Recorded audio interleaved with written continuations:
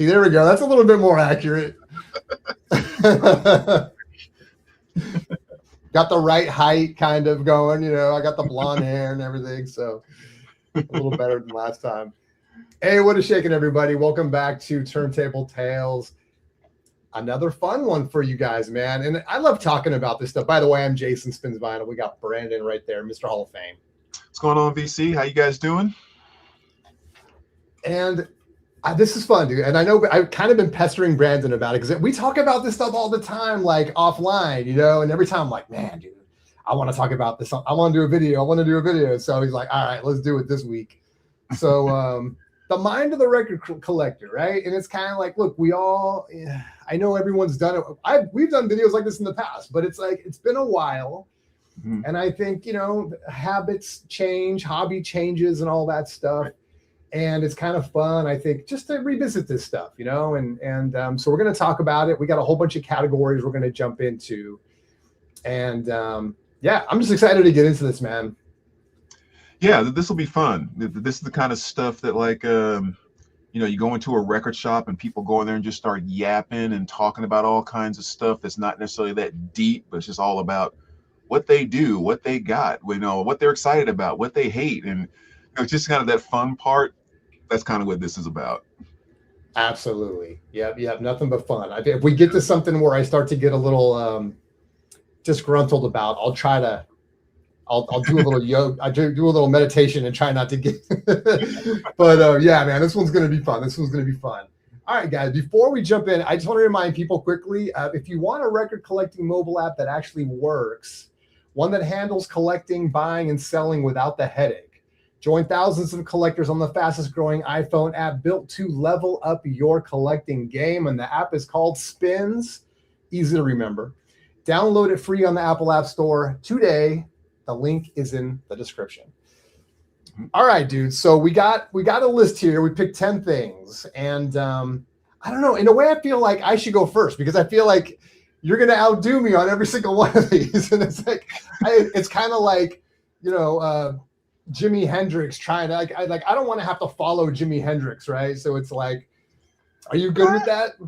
Yeah, I mean, you can definitely go first, but I actually think this is kind of one where, since it's all about preferences, it's impossible for one to be more than the other.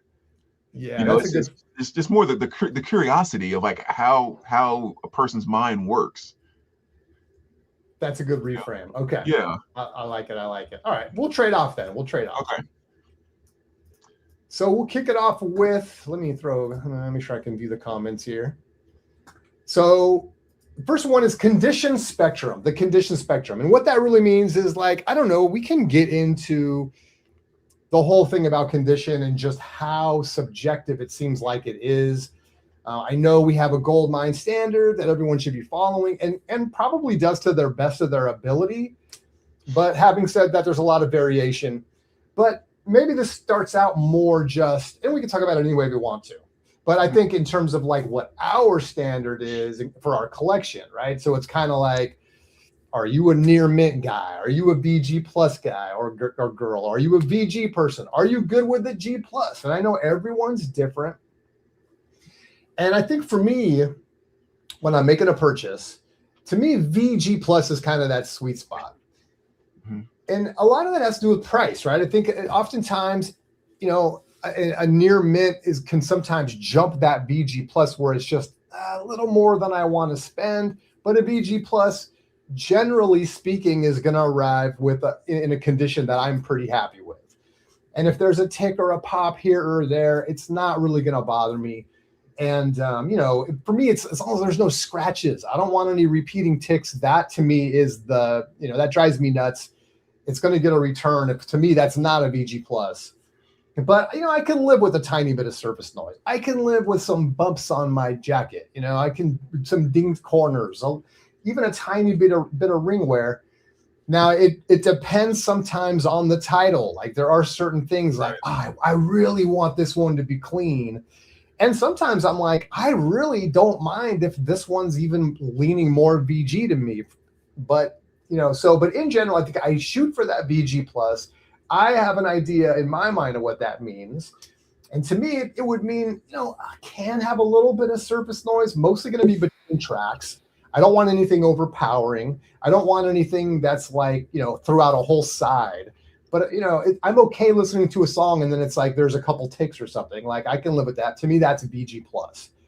So don't send me anything that's going to skip. Don't send me anything that's have bigger problems than that. But also, hey, sometimes they slip in something that's nice, because then you get some people that are conservatively grading, which I think everyone should anyway. We all should. Right. Sold thousands of records, and I always grade conservatively because you want people to be happy with what they get, right? There's nothing worse than getting a record and being like, what? This ain't no VG plus. Come on, dude. So anyway, that's where I land, and that's why, dude. And I would say the majority of my collection is going to be VG plus.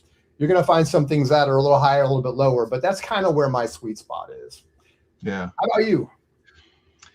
Yeah, I mean, there's definitely a lot of things that go into it, and I think something you kind of mentioned in the preamble there, if you will, where you kind of said, you change over time and that type of thing.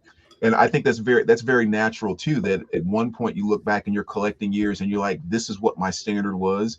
And then you look later and it's like, it's totally different now. And I have definitely been one of those guys that has shifted over the 20 plus years that I've been collecting records. I would say the first thing, like when it comes to the gold mine standard, it bothers me to no end that people don't actually use, or it hasn't been officially included with the excellent rating in between the VG plus and the near mint. I hate that there's no kind of given set standard that people always use, because Lord knows there could be a world of difference between a VG plus that I would never consider having in my collection and a near mint album. Those two things are miles apart. There's all kind of stuff that can be taking place in between. So that's one of my first just kind of pet peeves. About maybe 9 years ago, 8 or 9 years ago, I went through my collection. I was playing some albums one day, and I kind of invested in getting. I want some new speaker cables, and I really want to work on speaker placement. And I, upgraded my RCAs and my cartridge. So I was really making an effort to get better sound quality, right? And then I went to my shelf and grabbed a Houses of the Holy, Led Zeppelin Houses of the Holy. There's some quiet areas on that. And there were so many pops and crackles in it that I took it off. I was like, I don't even want to listen to that because it's just too. And then I pulled out Christopher Cross self-titled, and I threw that on same day. And the same thing, there was enough popples and crackles and blah, blah, blah. I took it off. And when I was putting them back on the shelf, I was thinking, why the heck am I putting them back on the shelf? If I can't enjoy them when I want them, why do I own these things? And that was the day, about, again, 8 or 9 years ago, I went through every single record in my collection, cleaned it again. I listened to spots on each side. And if I heard whatever, it got tossed right then. And I probably ended up pulling about 600 records from my collection at that time. How many? It was about 600 that I pulled. Wow. I mean, it was a huge purge. Now, they weren't junk by any means. A lot of them were just regular VG plus records. And so I was able to trade and sell a ton of them. But that was the mark where I said, if it's not at this level, it does not come into my collection. So I am a huge sticker on condition. So when I hear VG plus, my first instinct is probably not. But then again, let's say between VG plus and near mint minus, there's a huge gap, right? Right. So I'm definitely one that I don't hesitate, and I do it very politely without trying to put people out. If I happen to be buying online, for example, I'll just ask some very specific questions, because pretty much excellent minus to excellent is kind of my point of, I don't want anything below this. Okay. And of course, the higher you get up in, the value and the rarity and grails and all that, you'll be willing to sacrifice some things like that. But yeah, I mean, go ahead. Well, so I was going to say, while you're on the topic, explain what an excellent minus excellent means to you. What is the lowest of that you can settle with? Let me see what I have here. Is there any surface noise? Can you live with any of that? Or are you just like, it's got to sound like near mint or? Well, I think just with the just with the whole context of the needle or the stylus, before anyone goes all crazy about that, the stylus actually physically touching the vinyl and sometimes dust in your house or whatever else, you're going to hear pops here and there and that type of thing. But pretty much if there's any type of a repeated pop or consistent noise, again, what if it's a metal album and it's a lot louder and a lot more that covers that up more than if it's a jazz album, maybe like a more calmer. So all of that comes into play too. But no, it is, as long as it's not grabbing my attention and I'm sensitive to it, but as long as it's not grabbing my attention, I'll probably be okay with it. You know. So, but then you have to remember that actually I forgot to send that to you. Remember that Echo and the Bunnymen album the other day? Oh yeah. I was like, man, I wasn't gonna say, maybe he's not gonna send it now. That's okay. You know? Well, I mean, actually, let me just show that really quick. It's kind of a good example. Because I found this OG Echo and the Bunnymen. I mean, what you can see for an OG, just beautiful, right? I mean, you see no creases going through there or anything. Spines are just fantastic. Pulled out the record, and I mean, look at that. It's just beautiful, right? There's one mark right by track one that's about an inch long. And when you rub your finger across it, you can feel it. So when I, didn't discover that after I had it, I was like, crap, you can feel it. I played it to see how bad it was. I couldn't even get a tick out of that mark. You can feel it with your finger, but I can't even get the tick to take place. Plays right through as clean as heck. Drove me crazy. I was like, I don't think I can keep this thing. Knowing that mark is there and I can feel it, even though it plays fine, the cover looks like that, whatever it was about that just drove me crazy. And I was like, someone else would love to have this, and I'm not enjoying the thought of having it. So it's like, but yeah, stuff like that can definitely push me away from a record. So I'm very anal about condition. That's for sure. And it seems, I was going to say too, is I have a good friend named Bill, and he almost everybody that I talk to on my end is like, man, Brandon's collection and all this stuff. And he's one too. He's like, man, I got to have nice vinyl.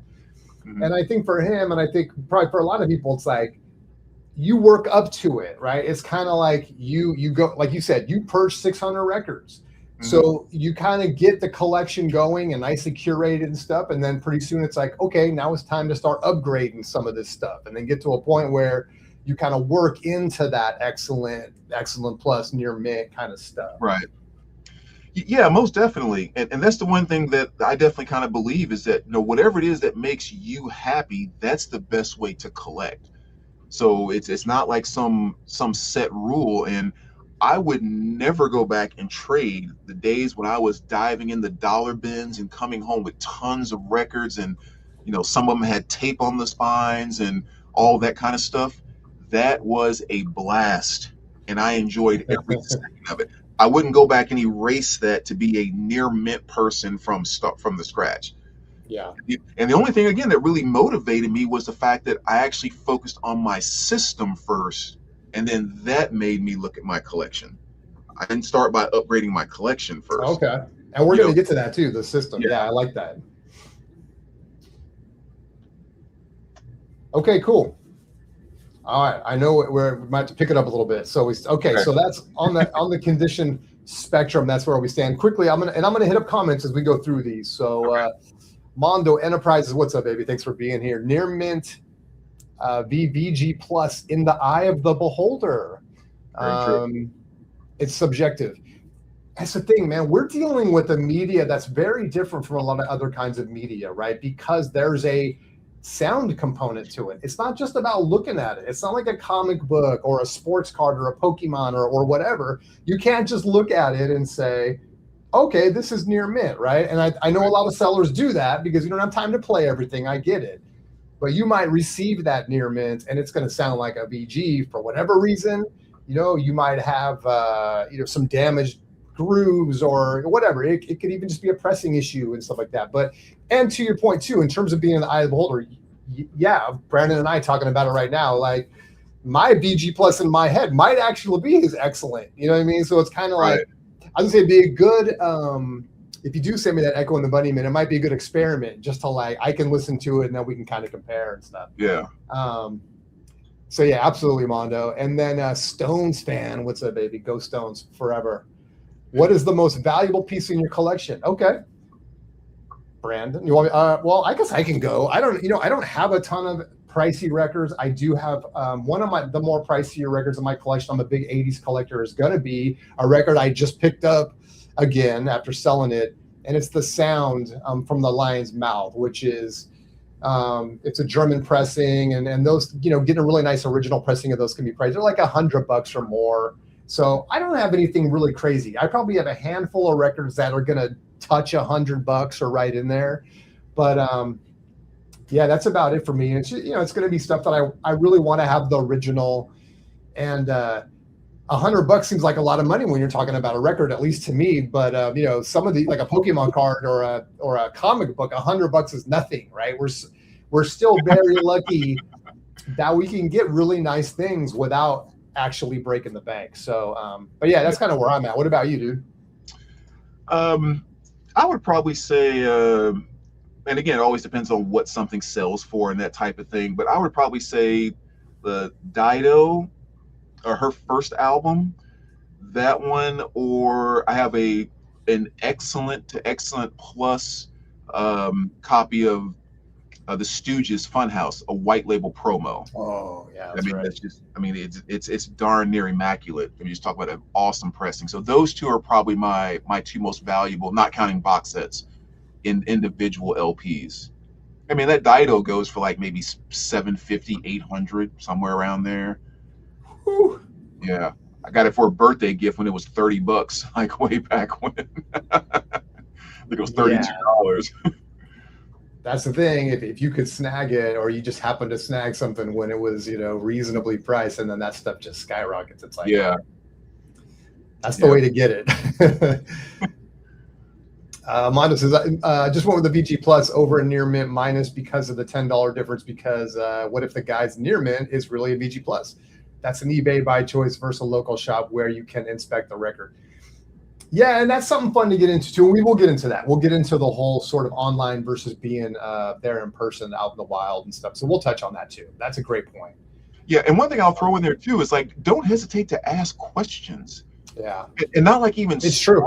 Yeah, but just like I'll even say sometimes, like, I know VG Plus can be kind of this or that for different people. So I was just kind of curious. Would you say that this one has marks? Does it have more of a mirror shine? Just some more details would be very helpful. Thanks for your time and have a great one. Like, just something that simple even just can have someone shed a little more light. But yeah, don't hesitate to ask. Just be nice about it. Be inviting about it. Don't sound like an anal collector. Well, how many? Right. Like, nobody wants to talk to anyone like that. Right. Like, dude, just curious. That looks awesome. Would love to know. Thanks for your time. Talk to you soon. It's like, be positive. Yeah, 100%, dude. Well, that's how I got that. I told you the story about that first pressing Warner Brothers, Green Label, Black Sabbath, OG, their first album, right? And it was listed as like fair or something. And it was on eBay, and there were pictures. And so you start to do a little sleuthing, right? It was kind of like, man, there was pictures of the wax, and the pictures were actually pretty clear, not super blurry. And I'm like, I don't see anything on this record, on both sides. It looked pretty good. I'm like, maybe he's seeing something I don't see and all this. But then I start to dig a little bit and realize he doesn't sell records. Like, this is a person that sells other stuff. They just happen to have. I think this literally was the only record in their shop. And so I'm like, okay, he's probably being super conservative. He's probably not a record guy and all of this stuff. And I sent him a message, and I was just curious, like, when you look at it, what do you see? Are there scratches everywhere and all this stuff? And he's like, look, I'm not a record guy, but no, I don't see scratches or anything on it and stuff. I'm like, okay. I pulled the trigger, and then for like $30, I ended up getting a clean OG, pressing of this Black Sabbath album. It was like, all right. So to your point, yeah, keep that line of communication open. for any reason, whether it's, you might be able to get a better price. You might learn a little bit more about the record and stuff. So yeah, absolutely. Yeah. All right, Mondo Enterprises. Plus, what about shipping records in the summer from AZ to the East Coast? Warpage risk and the whole return headache. Yeah. Whew, man, you're gonna make me get into my latest thing. And Brandon's already had to hear me like twice on this one. Maybe I'll get into it later. Okay, but let's move on.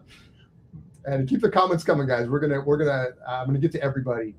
Okay, so that was condition spectrum. Next one is gonna be the maintenance ritual, and you even kind of touched on this, I think. So, how obsessive are we about the cleaning aspect of it? And it's funny, and it's not just the record, right? Because here you go. So, and I'm gonna let you jump start, but I'll just tee it up real quick. Is that your records can sound a little rough for two reasons. One is the record might be dirty, and two is the stylus might be dirty, right? And the stylus might be dirty because you don't clean your records enough. So it's kind of an either or to some degree. So I just want to point, just drop that first. But yeah, dude, what about you, man? I won't give away any spoilers, but what's your sort of cleaning maintenance ritual when it comes to bringing in new albums? My cleaning ritual is, number one, I don't bring in records that automatically look like they need a ton of cleaning. Okay. So like my cleaning starts before I even bring the record home, in a sense. But when I get a record here, every single record must be ultrasonically cleaned. So I have to run through the ultrasonic cleaner before I play it, brand new, used, or whatever else. Or even if the person sending it to me said we ultrasonically cleaned it, I don't care. I need to do it. Gets put into a rice paper sleeve, gets put into the system and all of that. And then, I use the resealable flaps on all of my outer sleeves. So then once I've cleaned it and I've played it or whatever else and it's in there, then I kind of feel, well, it's pretty well sealed from having any dust take place, even if I don't come back to that record for a year, Now, granted, stuff could come off, but no, I guess that's not true. It's not even the paper inner sleeves anymore. But anyway, let's say I pull one off and put it on the turntable. If I do happen to see any dust, maybe it's more dust that day or something that falls on there, I think everybody uses the brush, right? But what I also keep beside my turntable. Even I use one of those. I mean, I'm not a savage. Yeah, savage. But I also keep one of these little padded brushes, and I keep this cleaning solution right next to the turntable. So what I'll do is just put two little sprays on that like that, and just go around real quick and actually give it just kind of a really quick wet wipe. Let it spin for 15 seconds or so, and it's dry and ready to go, and give it a play. But I don't like having just the brush next to the table. I actually want to have a really quick wet clean too. And so I'll play it both sides. And like you said too about the stylus, exact same thing. It's like, sometimes you can actually see it, but sometimes if you just happen to see your stylus cleaner, you don't want to do it every single day necessarily, but yeah, you got to have a stylus cleaner just to rub across there and make sure you get any grime that you're getting off of your stylus. But it's not something that has to be obsessive. I just think it needs to be consistent. That's kind of the way that I view it. Okay. So I mean, that's about keeping your fingerprints off of it, that kind of stuff. But that's about as direct, straightforward as it gets. Gotcha. Well, I feel like I need to do a little bit of show and tell here. Hang on, let me reach. Okay. Because there's really two products that over the years I've kind of settled on, and I've tried a lot of different things. For me, I don't have the ultrasonic. To me, I just can't justify it, and also I'm just kind of I don't know. I've sort of told myself I can live without it. I can get a pretty good sound out of hand washing it. I do have a spin clean. So, for some that needs a real, because, I do order a lot online, and I might get a record that's caked in dust sometimes, dude. And so it's all right, this thing needs to take a trip through the spin clean and through some other cleaning and stuff. But the two things I kind of the one thing I sort of end on when it comes to the records is this stuff right here. It's by a company. People will probably know of it, potentially. I think you can get this up on Amazon. The company is called Boundless. This is their anti-static spray. So we didn't really get into static, but one thing I've noticed is I get a lot of static. And I got a carpet down here and everything, and you're walking around the carpet holding the record, and next thing you know, things are, you can literally hear, I'll be setting the record down. I can hear an arc between, I don't know where it's coming from, like the record and the stylus, maybe, even though at this point they're a couple inches apart. Wow. And I'm like, okay, this thing's got, like my hair is practically standing up. So this stuff is phenomenal. And I get myself a nice, cloth. That one of those, I forget what you call them, but microfiber cloth, and just a couple sprays of this on each side, and I just go around and wipe it with the cloth, and man, it is money for me. It's money for me. So if you're looking for something, and they're not sponsored or anything like that, but I mean, this stuff is actually great because it cleans it up and it takes that static away, which I seem like I have issues with more here. And then what I do is for my stylus is I've tried a few different things, but this is pretty cool. So this is, and they come in different, shapes and sizes, but this is a gel pad. Yeah. And I get this from Amazon too. And you just want to set your stylus in the gel, and it actually picks things up pretty well. Really well, I think. Like I can look on here and see little pieces of dust that came off the stylus onto the gel. And to me, maybe part of it is psychological. It just feels like it really gets it clean. And sometimes when I'm hearing a little bit of distortion, maybe, and I'll be like, man, there's some sibilance on the vocals. And I'm like, you know what? Let me drop the stylus in the gel and see what happens. And oftentimes it'll take it away. And I'm like, all right, it was a stylus thing. It's not the record. Yeah. So, but these are two for me now, and probably for the last year or so have been really two of the only things I use besides the spin clean that have been great for me. So yeah, I mean, if you're looking for something, I would say check those products out again. Maybe they'll sponsor us. But but yeah, man. So that's what I do. Yeah, it's kind of cool. As soon as you said that, it kind of made me forget that I have one of those too that I use. That same gel. And yeah, they do work fantastic. They just grip that stuff and rip it right out. Yep. And again, the good thing about the stylus cleaners and stuff like that, it's a very inexpensive thing. It's take 10 or 15 bucks and you have it, And have you ever thought about, or have you seen any of those static guns? I have. I saw those, yeah. That's one thing I've never really invested in or tried, because I've never had a huge problem with that. But I don't know if maybe that's something that I've seen a few people kind of swear by them. I don't know if that might be something that, works in all the static it sounds like you're dealing with. Yeah. Everybody's different, right, with their tolerance and stuff like that. Right. It's like some people maybe never hear distortion on their records, and then as soon as you mention it, they listen for it, and suddenly they're like, oh my God, I have so much distortion on my records, and stuff. And so it's it's incredible that oftentimes you can solve those things. It's not necessarily a problem with your wax. It's not even a problem with your system. It can literally just be a little maintenance thing. Yeah. So that would be the first and the cheapest thing to check. Like you said, this stuff is so affordable, and this gel is going to last forever, and if I ever need to replace it, it's a couple bucks or whatever. This spray has been the same spray I've had for 2 years. So it goes a long way. Joe Slam, I love that handle, by the way. How do you both handle visitors and them wanting to browse and listen to albums in your collection? Okay, you and I have talked about this.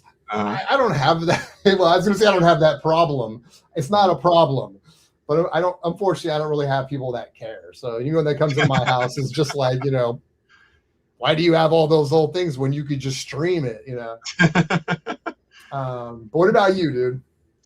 Yeah, I think number one, if there's visitors that come over that are vinyl record collectors, then they kind of already know, so that's not really an issue. If I have people that have come over that are not vinyl collectors, I think they see my collection sitting there and being what it is in a way that the first thing they see is this is a collection, and it automatically makes them go into don't touch, don't screw up, don't. So I think I usually don't have to shift to tell people take it easy. I usually have to shift to tell them it's okay to go ahead and look. That's usually what happens. But They feel like they're in a museum. They're like, oh, right, don't touch anything. right. But it's also one of the things that I love the most, because like with people that dog sat for and things like that, we've had like different people come up through the house and that type of thing. And there's almost nothing that I love more than seeing people come down, and there's always the initial whoa, and it's like, well, yeah, that's cool, but it's when they start flipping through and doing the oh my God, I remember, and it's like what it's all about right there. Yeah. It's like people just jump back and they start telling these stories, sometimes to each other and not even to me. And it's like, that's what this is about. Just churning up all those memories of high school and back in college. I love that. That's cool, man. I wonder how many people have left your house and been like, you know what? I'm buying a turntable. I'm buying a turntable. I'm doing it. That's a good question, Joe Slam. Yeah. All right. So next up, organization psychology. So, and I get, look, a lot of people are going to organize their, well, I shouldn't say this because you and I have very different ways of organizing. Now, Right. Some of this is going to probably depend on size, right? I mean, it's pretty Right. straightforward. The bigger your collection, the more you to track everything, the more you got to like subcategorize stuff and figure out. I don't have that problem. I have a very modest collection. I'm also actually rebuilding a collection that I sold off a year or so ago. And so, for me, I have my wheelhouse is 80s. So it's like the half of my collection is probably going to be 80s. I do separate my 80s. First of all, everything's alphabetical by band. And then it's chronological by band, if that makes sense. So within that band, if there's a chronology, and I try to put their first album, second, third, all the way to the, and it's easier for me to find it that way. It's just what makes sense to me. I separate my sort of post-punk, new wave, alternative stuff, the Duran, the Cure, the Susie and the Banshees, the B-52s, Devo, Depeche Mode is kind of one. And then my R&B and hip hop and all that kind of stuff is in another section. And so it's kind of like, it just, to me, those genres are different enough and kind of categorically sort of easy to kind of separate, where it's like, okay, today I feel like hearing some Janet Jackson, or I want to hear some, whatever, some Fat Boys, or, whatever the case might be. And so that is how I divide up my 80s. And then like soundtracks is separate also. And then it's really just kind of by era, kind of by decade, I guess I think of it in my mind. I have a small enough collection that my 60s and 70s all to go together. And then I kind of have a 90s and later kind of section, which is really small. And and so it's not a problem for me, because literally if I miss catalog a record, I'm going to have to go through, I don't know, 8 shelves maybe to find it. It's not a big deal, right? So, but yeah, that's kind of how I think about it, I do separate out like big collections. So I have like my Grateful Dead. I have like every record, including some of the, the others, like Record Store Day stuff and different things. So like, that's like its own, that doesn't have to go with the other stuff. Like that's just my Grateful Dead section. And then I have a Frank Zappa section, because again, I have a lot of Zappa and stuff. So it kind of becomes its own thing. Otherwise it's jazz, I should say. If it's by genre, jazz is a big thing, where it's like, it's not necessary. It's not at all by like era. All my jazz goes together. So anyway, yeah, I don't know if that makes a lot of sense, but that's kind of how I deal with it. I'm meticulous enough where I want to have my records going back where they go. And I want to be able to make it easy for me to find it. And so that's kind of how I think about it. But anyway, it's small enough to where it's not a huge deal. What about you? Yeah, I mean, I agree with a lot of what you said. I mean, I think any way that you organize your collection where you can find exactly what you want when you want to find it, then it's organized right. Going deeper into that for myself, for me, it's just kind of like it. I organize my collection exactly how the music or the album is reflected inside of my head. Okay, so that could be a lot of different things that are kind of weird. my buddy Scott at the shop always makes comments about, I don't know how you find anything in your collection, because the way I tell him it's organized, he's like, how do you? So stuff like that might be, I have RSD stuff that's kept separate than everything else. I might have a couple of things by an artist in RSD and something in something else in a different section. Like my soundtracks are divided between what I consider to be 80s soundtracks and then just regular soundtracks. Even though in the regular soundtracks, there might be some from the 80s. But it was like when I think about 80s movies and 80s soundtracks, that album doesn't fit in there. So it does not go into my 80s soundtracks. My 80s in general is divided up into all different type of things between 80s new wave, 80s pop rock, 80s ladies pop rock, and all that type of stuff. And I even have a section that's just 80s greatest hits. So it's just greatest hits albums from the 80s, because those actually have a different meaning to me. Like it's one of my favorite sections. And I think a lot of it comes from, just much like you being such a big 80s fan, I had so many of those 80s greatest hits CDs that I played when I was all about CDs. It's almost like that section brings me CD nostalgia, because I think about those CDs I played so much in the 90s but again, that means something to me to the point where I had an urge and it made me happy to break out all my 80s greatest hits into one section. Old school hip hop, new, and just hip hop. Those two sections and stuff like that. Led Zeppelin, I was like, I don't care. I know it's supposed to go under L, but when I think Led Zeppelin, it's cemented in Z. That is where Led Zeppelin goes. So it's filed under Z. It's not under L. Oh, that's cool. Yeah, so just like little things like that. But I'll never have a moment when I go, oh, I want to go grab Led Zeppelin 4, and I go to look for it in L. It will never happen because it's been cemented in Z. So that's kind of the way that I like to do it. It's just let it be absolutely true to me, and then I will know exactly where to go to get everything when I want to get it. But of course, somebody else might be like, what the heck is Led Zeppelin doing in Z, kind of thing. Mr. Zeppelin, lead, right? I mean, come on. Yeah. So yeah, I love that kind of stuff. But again, it's just have to just kind of let it come from just who you are and how you experience the music. So even when people go, what about a band like I don't know, you could pick some band, like they could fit into a bunch of different categories. And yeah, they totally could. But where do they fit for you? Yeah. Like that's the only question. We're not talking about officially putting them on Wikipedia or in the Rock and Roll Hall of Fame and establishing this thing people are going to read forever. Where do they fit in your mind? Period. Yeah. I mean, Patti Smith, I have her in my punk section. You listen to most Patti Smith records, they are not punk records. Right. Dream of Life or whatever is almost like a soft rock kind of record in so many ways. But Patti Smith to me is just wild spirit, punk, that entire vibe and energy of what punk represented. That was Patti Smith, even though her music and her spoken word stuff was not punk, so to speak.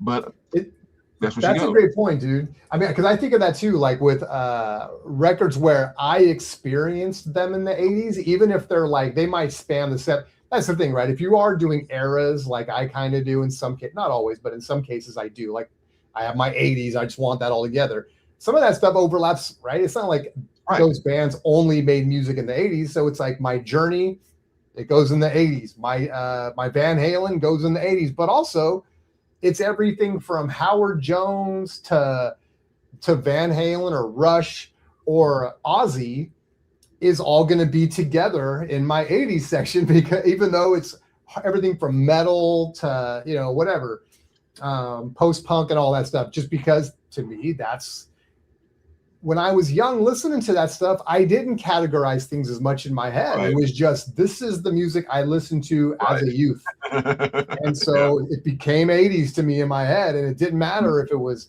Ozzy or, whatever, B-52s or whatever, And so, it all kind of goes together.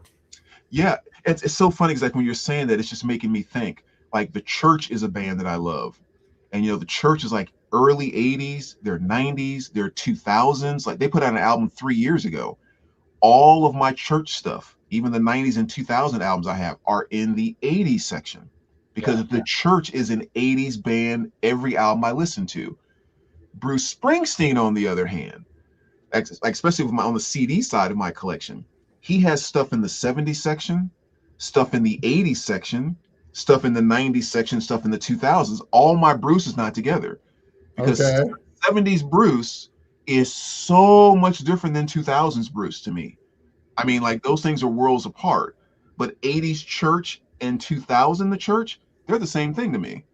So like I love it. It makes no sense. It's just about how the feel, just about how it hits me.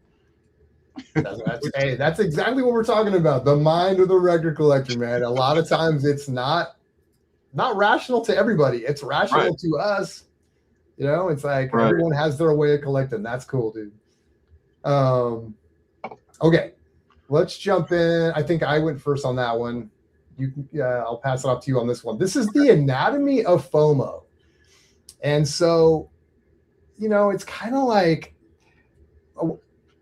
how many times do you buy a record based on emotion, based on if I don't get this, I might not have another opportunity, or it's just pulling you so hard. You have to make this purchase, even if it's not wise, not always, you know what I mean? And so it's like, are we all responsible buyers? I mean, do we all make sure that we have a little fund set aside for our records and we never go beyond it, or are there those of us that will make a purchase on a record and we're like, I really shouldn't, but, or then we go to sleep and wake up the next day and we just dreamt about it all night.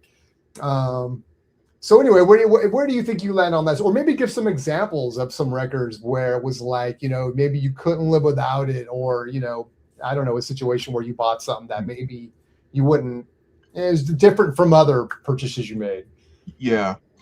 The thing I think is really interesting about that question for me is that FOMO from just 4 or 5 years ago is so different than it is now. I mean, I feel like for me personally, it has taken a tremendous drop where I rarely experience FOMO, where it seemed like 5 or 6 years ago, it was every week there was something. And I think it's just because of what's happening. It was what has happened inside of the hobby, that the fact that it came back so hard and had the resurgence, and now what we seem to see is they are pressing everything as fast as they can churn it out. They're pressing 1 year anniversaries of stuff. Like how long did we wait for the Danzig? Like I have an OG Danzig, which is, so I really didn't need the first one. I have a beautiful copy of a promo OG. But when they first announced it, people lost their minds. And there's been like 2 different reissues since that one, just in the past year or two. So it just seems like the fear of missing out has in conjunction with how much they're pressing in the prices, it just doesn't hit the same way anymore. I mean, something used to come through the shop and you're just like, oh my gosh, I better get these before they, and it's like, if it's here tomorrow, they'll reissue an RSD Essential 6 months from now. And it's just that FOMO has gone so, I don't know if that makes sense. I feel like I'm kind of rambling here, but that FOMO has gone so far down for me. And the only place I catch it now is more so like walking into a store and seeing that, that Stooges Funhouse promo. That's when the FOMO kicks in of not going to. So it's only with stuff like that I really, really get that feeling now. Reissues and new stuff does not carry the same weight anymore. Yeah, I gotcha. Yeah. I mean, how about you? It's funny because you hit on something I didn't even really think about, but you're absolutely right. A lot of FOMO comes from reissues and stuff. Because I'm not really a purchaser of, I'm not really a customer for a lot of that stuff, right? I'm not out there like, oh, I can't, they're gonna reissue this record and I can't wait and stuff. I just not where I am right now as a collector. It's the FOMO comes from a way different place. But you're right. It's like these new box sets that are coming on all the time, or the next, like, MoFi, or the next, whatever it is, right? It's like, yeah, I think there is a lot of like people snagging those things early because the price might go up, or they just got to have every tone poet, or what, stuff like that. And my FOMO comes from a different source. My FOMO is like, I'll give an example, is like, it's been hitting me hard lately because, as I mentioned earlier, I sold my collection, a year or so ago. I had to, and stuff. And so I lived with it for a while. And then suddenly it's like I woke up one day and it like hit me, dude. And so I started making a list of like, all right, these are the 10 or 20 things I really regret and I gotta snag. And unfortunately, there were a lot of the more pricier stuff, but $50 and up kind of thing. Yeah. And so that, for me, I guess, I don't know. Yeah, I don't know if that's the definition of FOMO, however you want to define that, but it was definitely like, okay, I got to get these. I got to snag these, and that's going to be my mission now. And so kind of slowly, one at a time, began picking these records up and stuff. And one example would be, I mentioned it earlier, The Sound from the Lion's Mouth, which maybe a lot of people don't know. It's a great 80s sort of alternative record. And there's one on the wall at the local record store by me, right? And it was $90, I think. And I'd look at it and I'd be like, not today, not today. I'd go back again a couple weeks later. It was still there. I go back again a couple weeks later. It was still there. And I was just like, and then one day I just woke up and I'm like, I have to have it. I can't pass on it. Someone's going to get it. And I'm going to be like, oh, why didn't I? Because that record easily goes for over 100, an original pressing and stuff. So, all right, let me go check it out. I went down there, scoped it out. It was clean. Okay, I'm doing it today. I'm going to drop it. And so to me, I guess FOMO is like, it could be anything that you're just like, you can't get it out of your head. It's like, you're dreaming about it and you're like, there will be a regret. Like and for me, because like you said, the reissues are so generally available. For me, it is those OGs. Like if you see one and you don't grab it and then someone else grabs it, oh my gosh, that's the worst feeling. So yeah, that's the kind of FOMO that I experience. Yeah. And that's actually, it's kind of interesting too, because like with the way you're describing that, this I guess kind of shows how like how we set things in my mind. Like what you were just describing would have nothing to do with FOMO to me. Yeah. So it's kind of interesting now that you're describing how FOMO sets in for you, and I think of how it sets in for me. Because I guess like when I think about FOMO for myself in relation to what you were just describing, I think about the feeling of something has been announced, it's going to be coming on this day, and everyone's going to be Black Fridaying for it. And exactly. I need to get it before flippers buy it to try to quadruple the price the next day, and it's automatically out of print. And so I'm setting myself up for this day to go get this because I can't miss out. Like to me, in my world, that's what FOMO is. And like what you're describing in my world is just the constant dig. The constant search. It's not so much the fear of missing out as much as always on the hunt. So it's kind of cool because I've never would have even thought about that until you started sharing how you experience it. Yeah. Well, yeah, because it's kind of like if I see something and I don't get it, you might miss it, and that's where kind of the missing out comes from. It's like, even online, I'll see something and be like, I'm not ready, or it'll be there, or it's too expensive, and stuff. Somebody grabs it. And then it's like, now where are you going to get one? And now the price is even higher, and it's like, So yeah, that's where it comes from for me. I do have one rule about that if I could share really quick. Yeah. I go into a store somewhere and I see like $150 or $200 record or whatever else that I've been looking for, and it's in fantastic condition and all of that, and it's priced right. My rule is always get it. Yeah. And not because I have $200 to spend on it, but it said, get it. I can go find something in my collection, and I have to now go find something in my collection to sell until I get that 200 back and pay off that credit card. And I've buy done now, that. ask questions later. Right, exactly. Or buy now, trade later. Right. And so, I mean, I've done that with most of any big purchases that I've made. That's exactly what happened. Is it's like $500 on the credit card, and then I have to sell stuff until PayPal shows $500, and then you pay off the credit card. And then I'm thinking, yeah, if I was standing right there with that person, I would have gladly have traded those 7 records for this one. I would have done that in a heartbeat. And Right. that's what I just did. Yep. Words of wisdom. Yeah, records are too expensive to buy. That's that's my philosophy. Well, yeah, we've talked about that too. You've managed to kind of position yourself over time, and plus working at a record store on Saturdays to where you really don't have to come out of pocket, for this stuff. Yeah. So it's like that is a great place to be for sure, man. Yeah.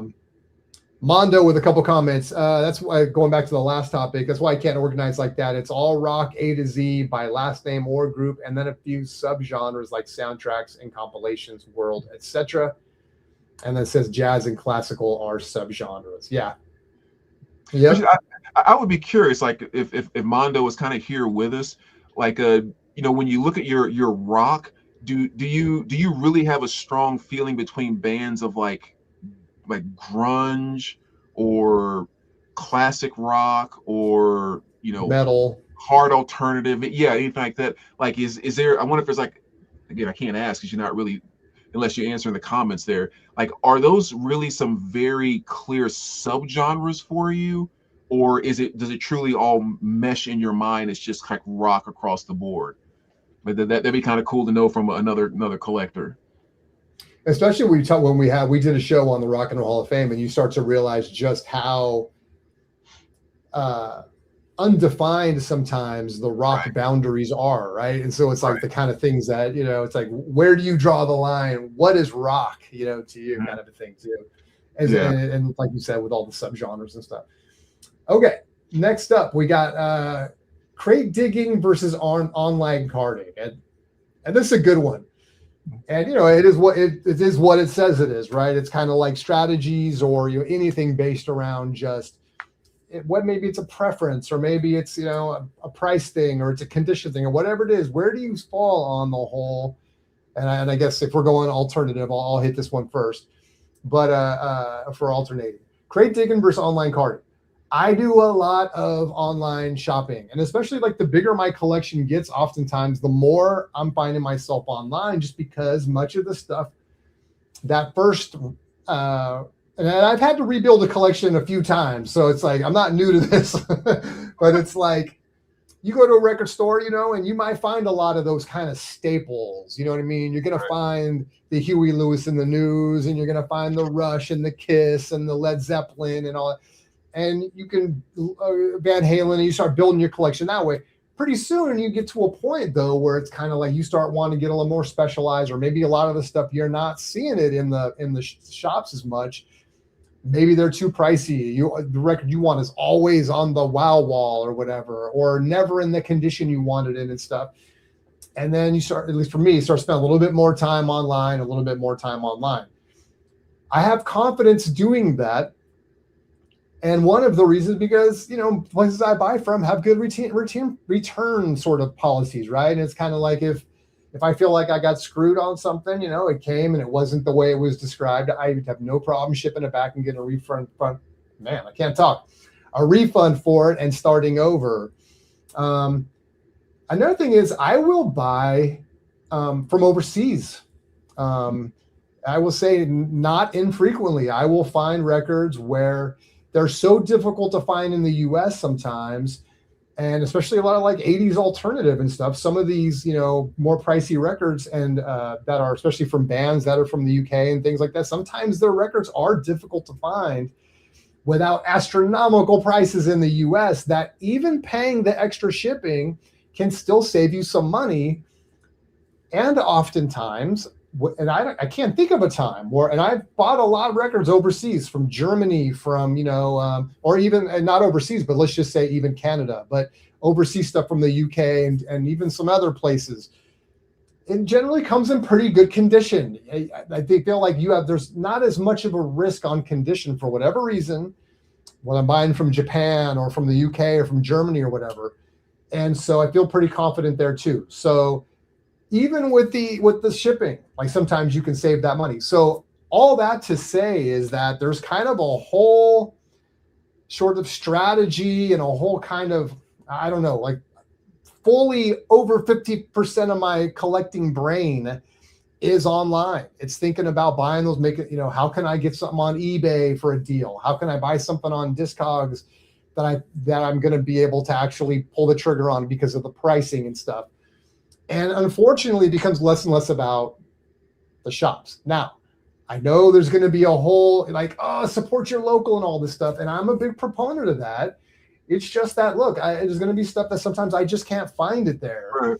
The condition's not right. The price is too high. Like, I can't control that part of it. I try to do my, support my local shops and stuff like that. And, even have friends like you that, you're helping me out by, hitting up your local record stores and stuff and sending stuff to me. So I do try to keep it at the brick and mortar level. And, another thing to remember, guys, is that like a lot of most of the stuff you find online is coming from another record store somewhere. So, it's not like and even saying that, like, yeah, and even, yeah, and this is just for people that are really dead set on support the local, right? Now, I know it's a whole nother discussion when you start talking about like Amazon and all this kind of thing. And if I'm being honest, look, I buy records from Amazon too, mostly because of the price, and it's going to be for new stuff, right?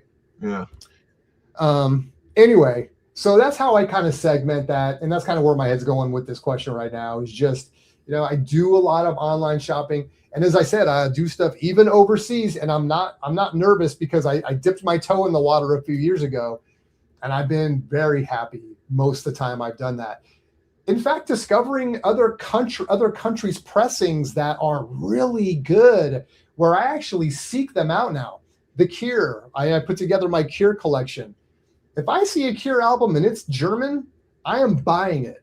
Those things sound so good, and so that's a whole nother kind of philosophy around it. And they're very difficult to find in the US for sale, right? Either people have them in their collection and they're not letting go of it, or you're just not going to find it. One last thing I'll say, because I know I'm going long here, is sometimes you can buy a record overseas and pay that extra shipping. We'll make round numbers. Let's say it's $50 for the record, $30 for the shipping. That's $80. Try to find that same record in the US. It's probably $80.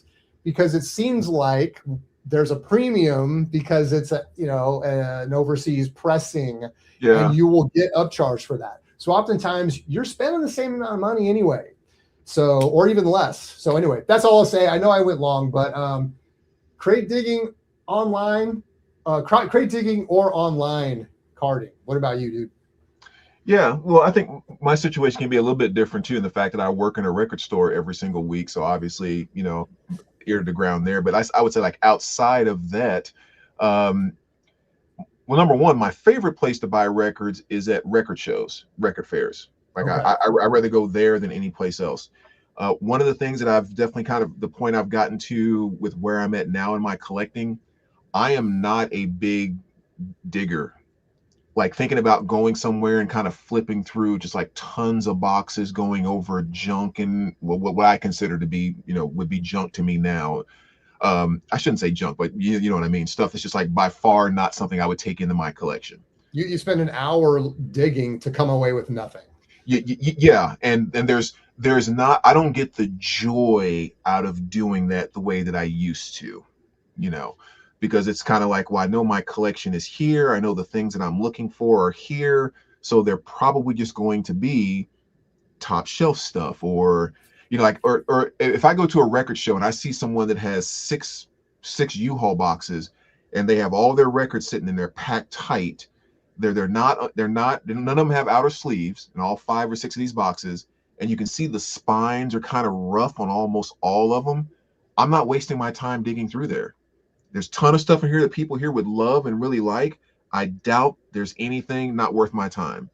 Now I go to this booth and everything is in a crystal clear outer sleeve, properly labeled, maybe has a box that says like Grails here or something like that. I'm probably digging through that guy or that girl's entire table, because that's probably calling more in the area of things that I might find. So, but yeah, I'm kind of getting off track there. The record shows are my favorite place. When it comes to online, um, I mean, I grab stuff online, like you said, stuff you just can't find at your local store and that type of thing. Um, Usually, what I look for or what I end up doing is going with some of the same sellers over and over and over. That I just kind of know these are big sellers.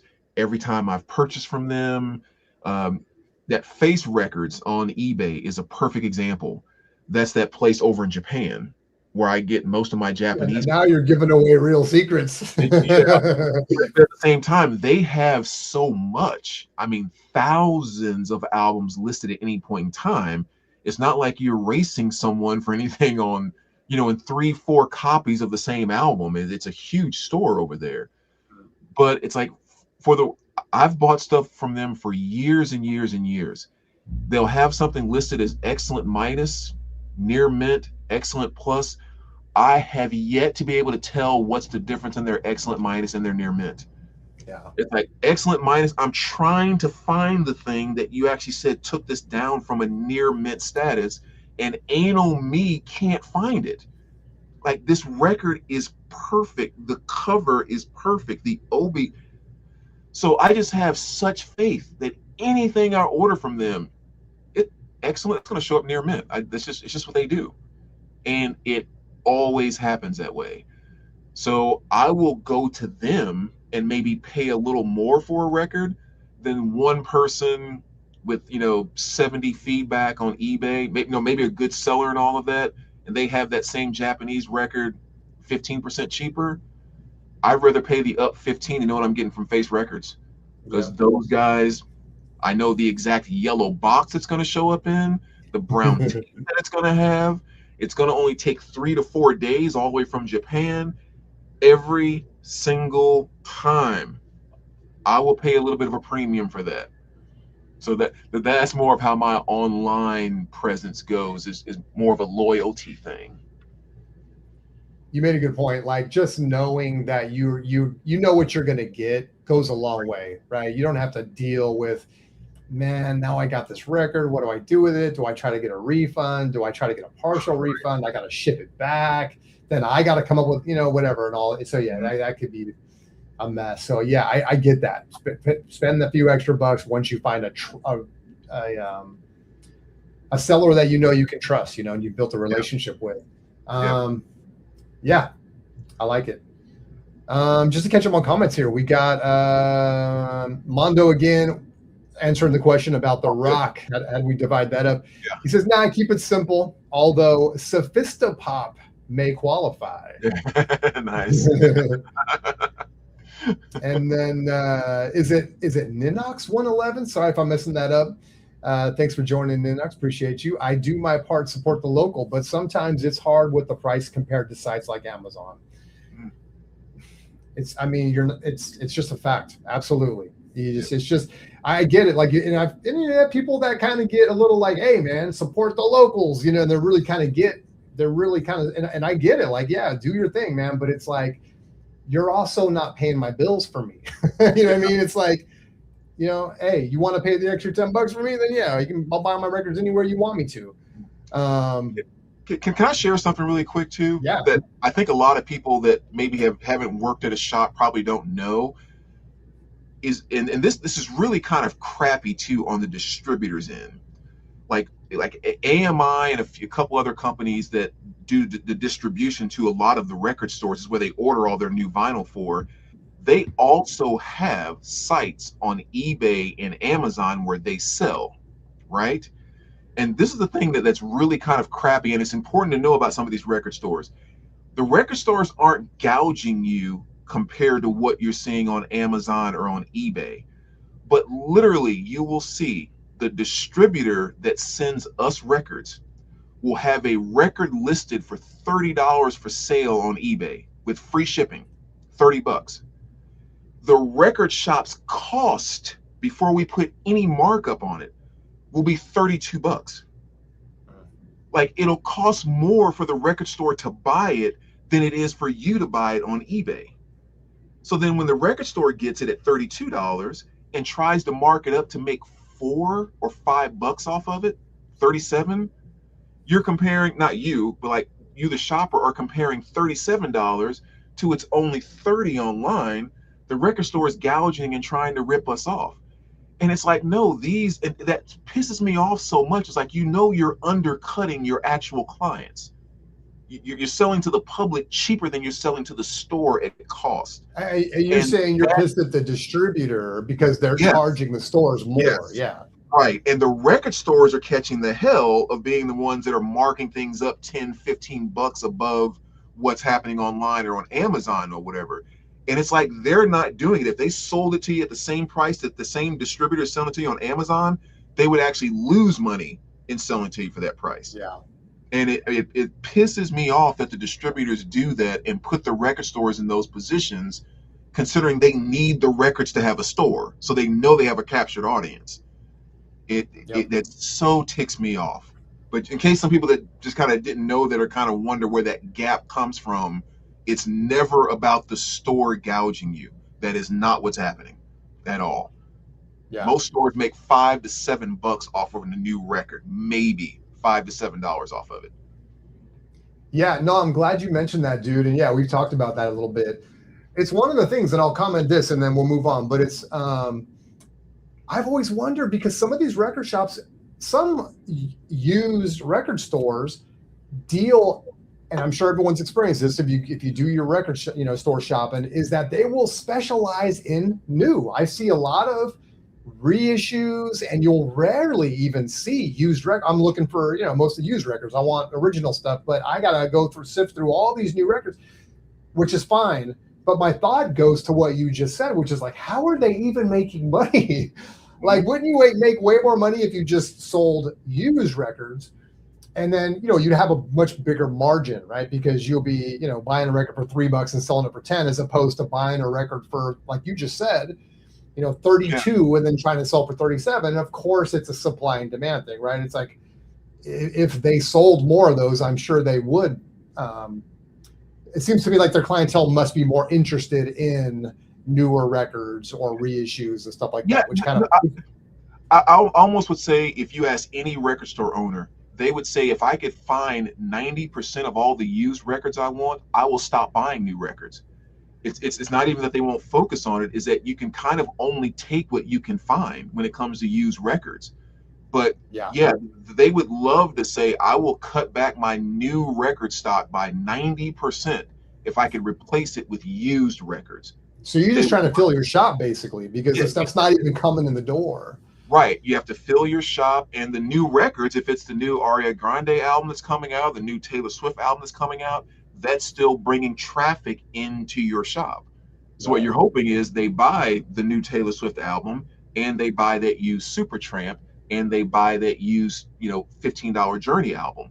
You'll probably make more off of those $25 of used records. You'll make more off of that than the $60 Taylor Swift album you sell. So it's just finding the used records. That's the constant battle. Yep. Shout out Journey. What's up, Carlos? Carlos Rubio in the house. Good to see you. And then Ninox again says, I agree. I got a Radiohead pressed by Optima. Tap Records with a thumbs up. What's up, Tap? Good to see you. Thanks for hanging out. Ninox again. I feel I got lucky when I look on Etsy, because I found some good original jazz for a good price. Man, that's a good feeling, right? It's always nice to find. I remember just a quick story was there was a guy that had 3 Thelonious Monk records, all OG from like the 60s, man. This is going back like 6 or 7 years. Unfortunately, I don't even have them anymore. But they were going back to cleaning records and going back to taking a risk.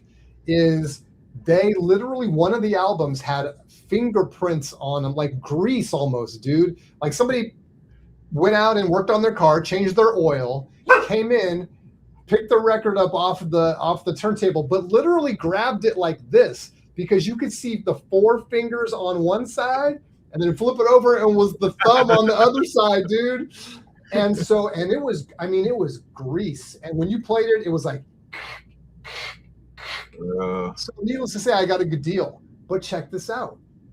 I got myself off Amazon. I got some degreaser, and I got organic degreaser. You know what I mean? Like I didn't want to just spray anything on to harm the record, but I got like some organic degreaser, sprayed it on there. I probably let it sit for a few hours or overnight or something, cleaned it off. And I'm not saying it's like new, but it got rid of the grease. Nice. So, I mean, sometimes you just take a chance. Sorry. Someone probably walking by the house. Sorry about the dog barking, guys. But yeah, it's a great feeling, man. It's a great feeling getting some nice records, dude, and not having to pay crazy prices. You gotta get a win every once in a while to make up for all the money we spend on this stuff, man. And Etsy, dude, that's kind of a cheat code. I don't know if I've ever found records on Etsy, but sometimes you can find something for like just dirt cheap.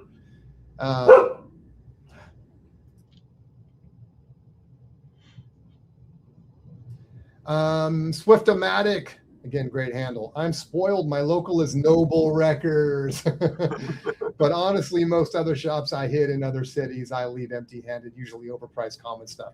I mean, obviously, I've heard nothing but great things about Noble Records. I know other people that, oh, is this Swifty? Maybe this is Swifty. Okay. Yeah. So I know what's up, dude. It's like, yeah, man. I mean, hey, I would love to go to Noble Records. Yeah, I mean, anytime you look at a drop that they do, that he does over there, it's like nothing but gold, great stuff. Yeah. Christopher, what's up? Yes, sir. What's up, Swifty? Thanks for being here, man. All right, next up, and you're up on this one. I'll just tee it up. The Unplayed Guilt. So we all have more records than we can listen to. Let's just say it right now. And I don't even have a massive collection. So is there a point where you start to kind of funnel, like you said, you kind of went through and did a little purge? Does any of that have to do with stuff that maybe you're just not listening to? Or, maybe we frame this however we want. Maybe there's records in your collection that you might never listen to, but you like them as a record. It's a collectible, or I don't know. Maybe you have multiple pressings and it's a pressing you're never going to listen to. What is it about that? Are we greedy? That sometimes we have multiple pressings or we have record we're not listening to. And I'm going to let you kick it off on this. What are your thoughts on that? Yeah, for me personally, and again, I say anything that someone else wants to do, what's right for you is right for you. So I'm talking to kind of me in the mirror, not to you. Mm-hmm. The whole concept behind, if you haven't played this by this point in time, you should sell it. A record collection only needs to be this size, all that type of stuff. All of that for me personally is total crap. It's total crap. And I'll kind of explain why. For me, the whole concept behind your record collection should be, does this collection reflect who I am and where I am in my musical life and in my collecting world? Because obviously, if it was only about the notes and hearing the music, we wouldn't have all this musical stuff, right? So that there's something that we get from the vinyl. There's something that we get from all the different things that come from loving the music that we love. So I've always had a thing in my mind where I don't care. I'm not going to try to get as many records as I can, and I'm not going to try to cut down to anything.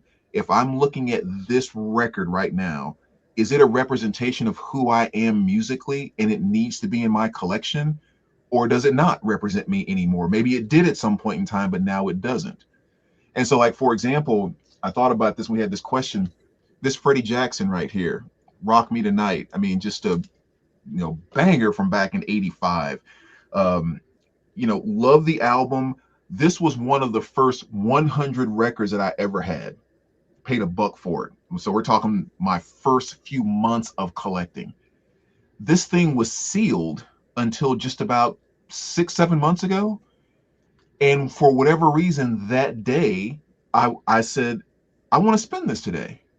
It's like, today I want to spend this album after 20 plus years. I cracked it open, took it through the ultrasonic, played it, enjoyed it. And it's like, it took me 25 years to get to that record, to actually play it.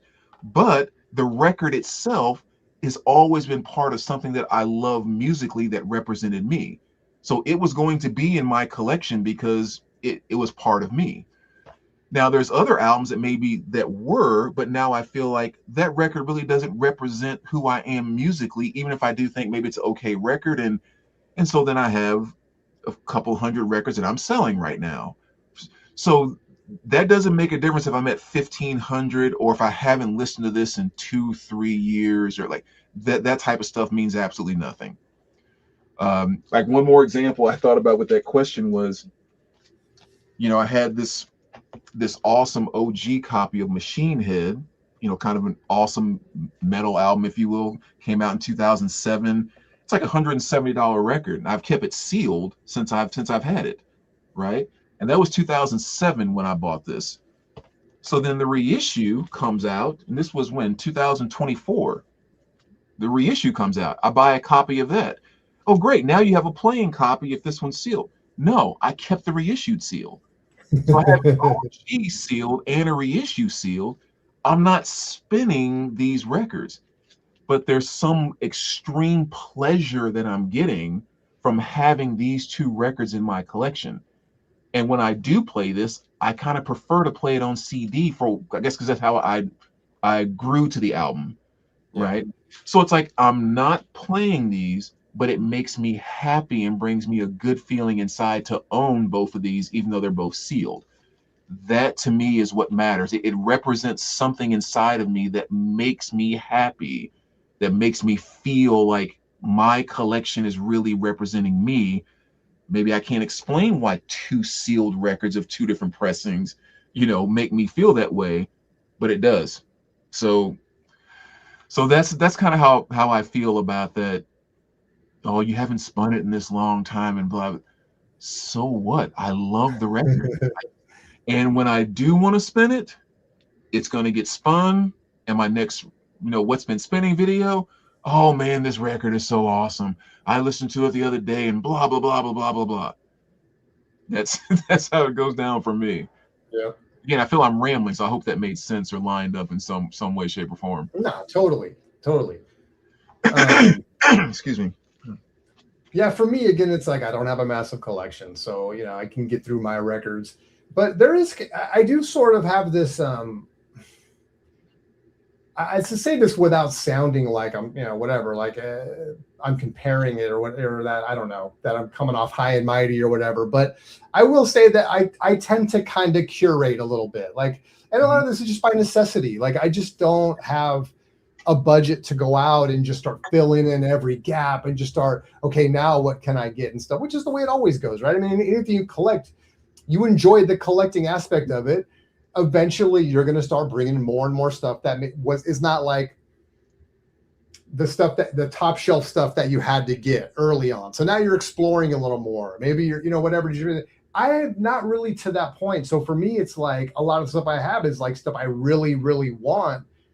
And I'm going to listen to it. This is stuff that, I have because I want to listen to. In fact, I almost go to the extent where it's like, I almost don't even buy albums that I can't listen to as an album. I'm not a big person of where, like, if there's a one hit off a record or whatever, I'm not as interested. Like there's enough records out there to me where like, hey, I want to listen to the whole thing. And if I'm going to have an album of it, and not just a single of it, like I want to hear it as an album. And so, oftentimes that's the kind of stuff I have in my collection. I'm not someone that generally collects multiple pressings of stuff because, again, there's enough stuff I don't have yet that I want to get that stuff first,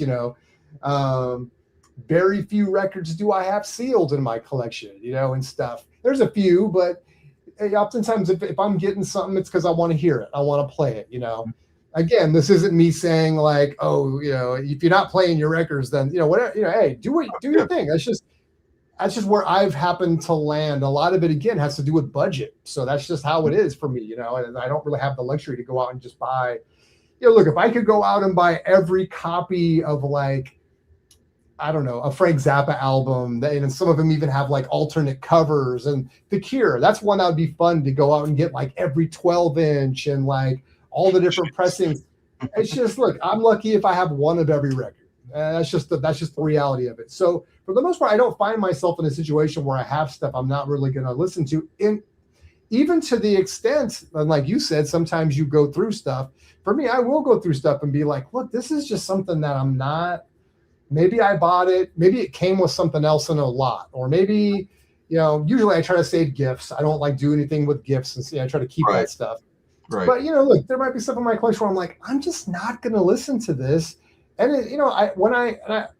because I sort of look at my collection as a little bit of a curation, that record might make its way out of my collection, into some other stack somewhere, or I might sell it or whatever. Mm-hmm. So that's where I stand with that. I do have to be honest about this, and it's when, and this is like a hoarding thing. By the way, this is not me telling people that they can't hoard. This isn't me telling people that they shouldn't own 50 different copies of Pink Floyd, Dark Side of the Moon, because that tends to be one, or, whatever. Do your thing. Do your thing. We all live once. Do what makes you happy. I will say that sometimes I get, and this is me being honest. This is me sitting on the whatever. People can analyze this, about my psyche.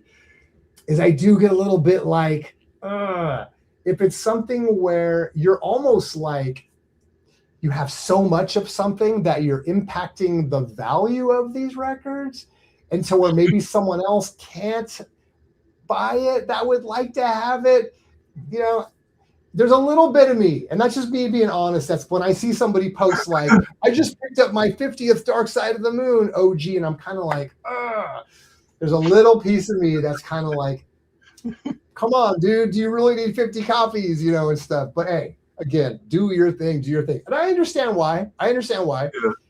I kind of represent that group of people that doesn't have that luxury. And so for me, it's kind of like, man, I'd like to actually have a copy of that record, and I'm just using Dark Side of the Moon as an example. Yeah. And I'm only bringing it up now because it's kind of on topic. That is the one thing that sometimes kind of it doesn't get to me as much as it used to. Back in the day, I would see it and I'd be like, man, screw this guy. Unfollow. But that's the only thing. Other than that, it's like, hey, do your thing. Yeah, no, I understand what you're talking about. That makes total sense. And I've always kind of felt too that if you can get yourself in the position where, and I think this is one place where I think I've done a decent job of getting myself to, where I trust my gut a lot more. If just because, again, I may not be able to explain exactly why, but like, for example, the new Melissa Etheridge album came out a little while ago, and anyone who knows me knows I love her to death. And the new album, it's good, all of the great stuff. And I remember when it first came out, we actually had a copy of the vinyl in the store.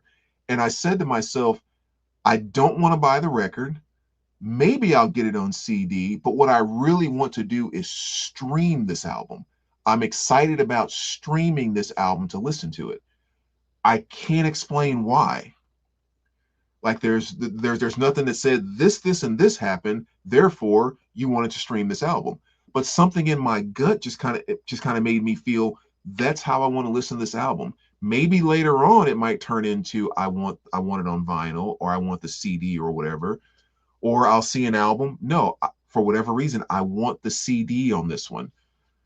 Or I have to have the vinyl. There's no way I'm doing the CD. But it's just like, for whatever it might be, I feel like I've gotten to the point where something inside of me that's connected to my collector, my gut really guides me well as to what it is that I really want to experience at this point in time. Which is why I like the fact that I love vinyl, I love CDs, I love cassettes, I love streaming.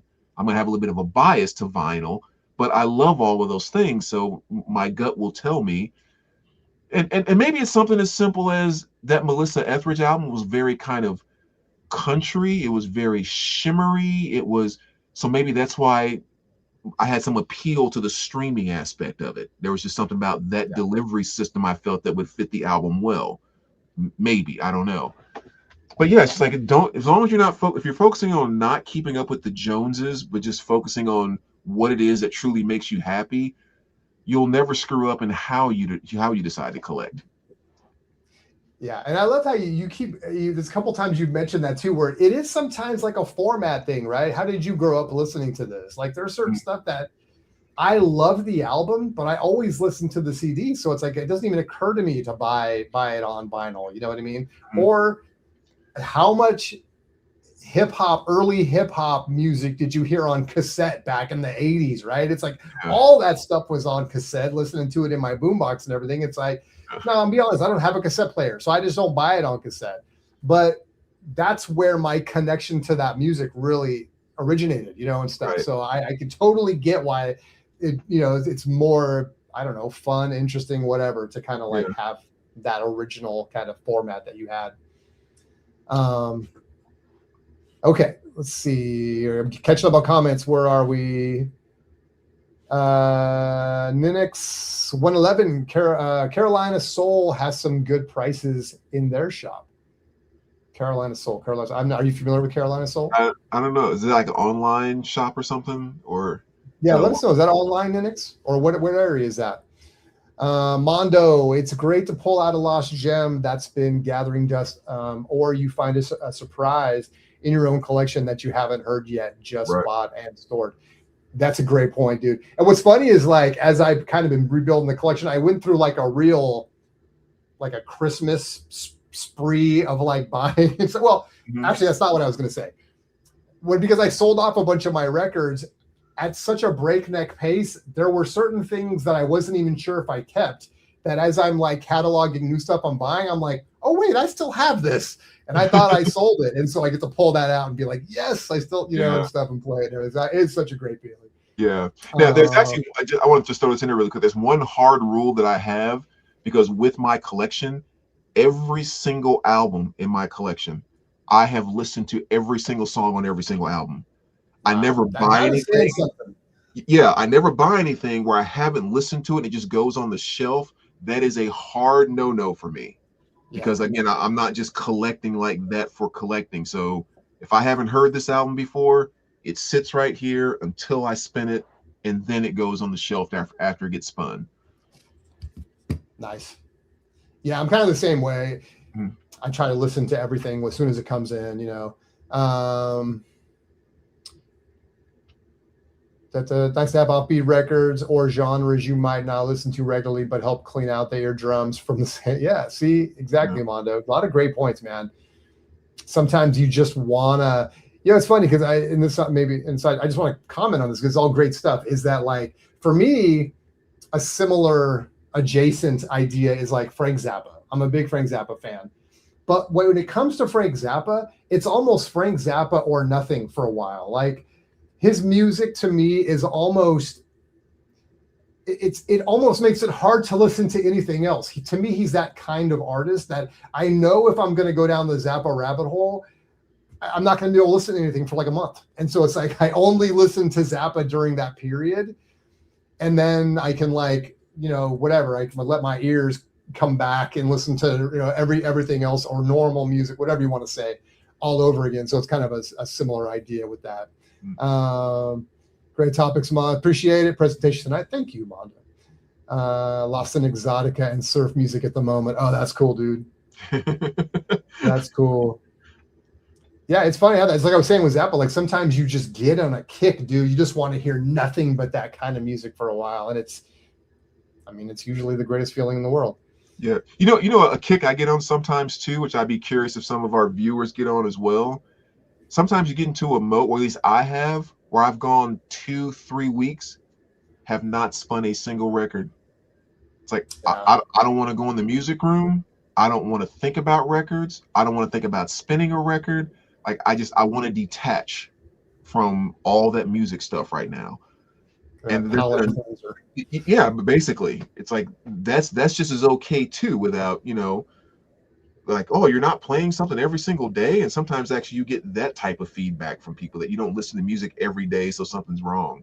It's like, no, when I feel like it, when my gut tells me and starts to crave, then I will go back. Yeah, that's an interesting side topic, is like, do you ever feel like you have to just listen to records because you have all these records and you're almost forcing yourself to listen, and you're like, it happens to me a lot where I come downstairs, because this is the downstairs area where my listening room is and stuff. I'll come down here, start going through records, and I feel like I want to play a record right now, but I really don't feel like listening, or I don't want to listen to music. Like I don't really feel like I'm almost just be forcing myself. And I go through and I look at some, I'm like, you know what? I don't really want to. I'm not going to make myself, and then you just go back upstairs and right. And there's nothing wrong with on that day.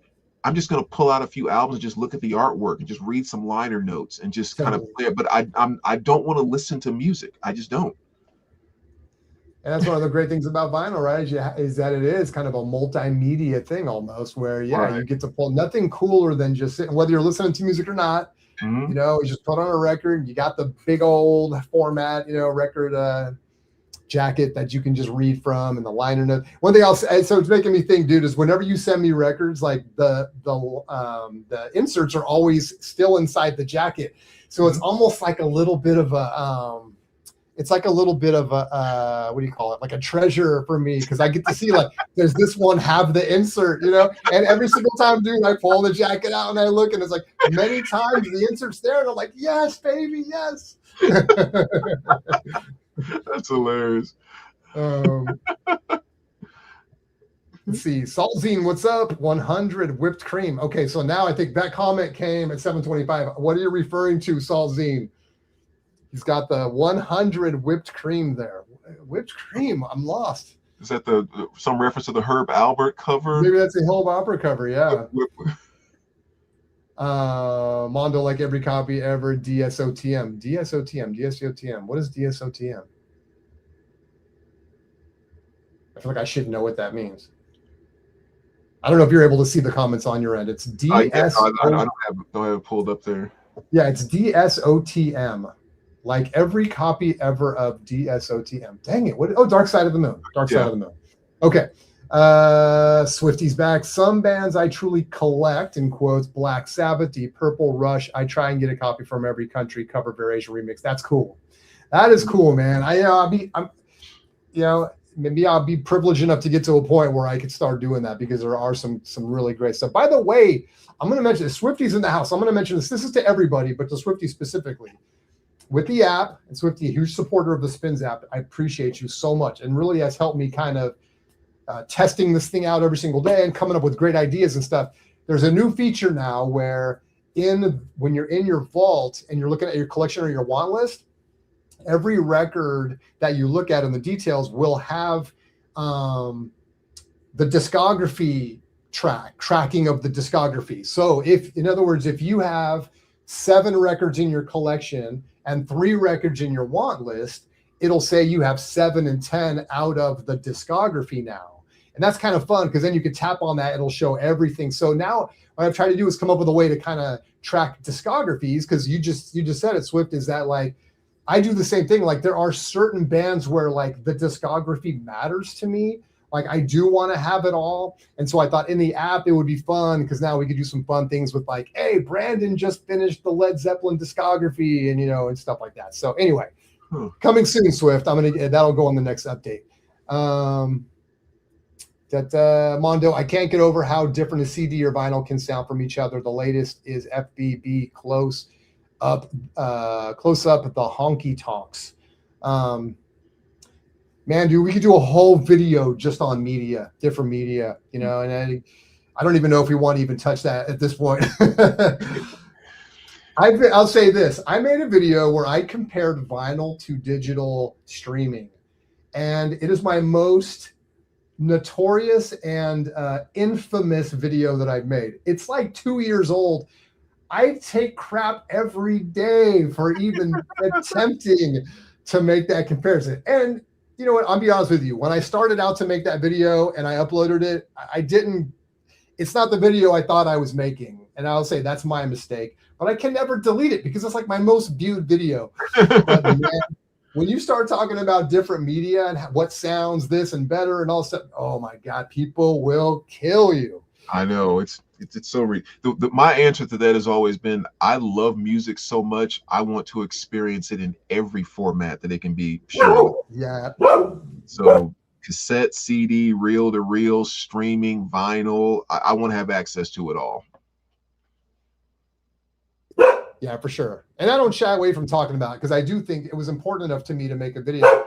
again, I want to say it again, bro. You and I should do a video on it because I think it is an important thing to talk about. I'm kind of an elephant in the room. So sorry about the dog barking, guys. My girlfriend's at work. That means I'm on dog watch. And again, every noise she's barking at sometimes. So sorry about that. She's okay. Let's see. Christopher said, what's up, Christopher? Carolina Souls is online and does a lot of auctions. I think there's a physical store. Okay. That's cool. A lot of auctions too. Okay. We'll check that out. Make a note of that for sure. Mondo, the OG FBB close-up vinyl just pops with live sound, whereas the OG CD is flat. Yeah. I guess I'll say this is it's not always one or the other. You know, sometimes the CD pops. Sometimes, and it depends on the vinyl pressing. Like, what vinyl pressing are we talking about? Are we talking about an OG, a reissue? Are we talking about a German, a US? There's so many variables. But it's really fun to talk about. And I don't get hung up on like, oh, it's got to be one or the other, because I've listened to enough different music in different pressings and different media that that you can't get hung up on one. You know what I mean? They're all different. And I remember too, a few years ago when I was going through making some changes in my system, and in a short period of time, I had a chance to kind of go between and actually compare the 2M red and the 2M blue and the Denon 103 moving coil cartridge I had. And each one of those things made the album sound completely different than the other. So even that type of thing can really shift. It's just a matter with your system and this pressing and what frequencies your ears pick up or more sensitive to and all that kind of stuff. You just have to find the match that works for your experience. And when you find that, that's the best one, which might completely suck for somebody else. You know, or that's why it's so hard to recommend things, because I might have a record that sounds great on my system in my room with my ears or whatever, right, and I might send you the same exact record. And not just that, but each piece of vinyl might be different. Like if I had a German pressing of, you know, The Cure's Faith that I swear by, and I sent you a copy, it could be any number of variables that make you say it just doesn't sound that good, you know? So it's just, and it is what it is. First 2 or 3 stamps on some level, maybe if you can't even notice it, have to be better or more defined than the 1000th stamp of that exact same pressing. You know, just the basic wear and tear. So, I mean, it's all little stupid stuff like that. So it's just find what rings right off of your system to your ear, and that is officially the best in your world. That's all that matters. That's why it's a whole separate video. And hey, we can get into it. I don't know how much time we have, but it's like we have a few more questions to go. But hey, it's a great topic and I love it. And you know, I think we'll definitely jump on it at some point. All right. The non-spinning time out has not happened yet, LOL, but I'm running out of time at 64 years old. Mondo. Look, I mean, I know it's like none of us know how much time we have left, right? It's kind of like talking about that. Yeah, we're just talking about it. Dark Side of the Moon. I think we got to it before you guys, or I did.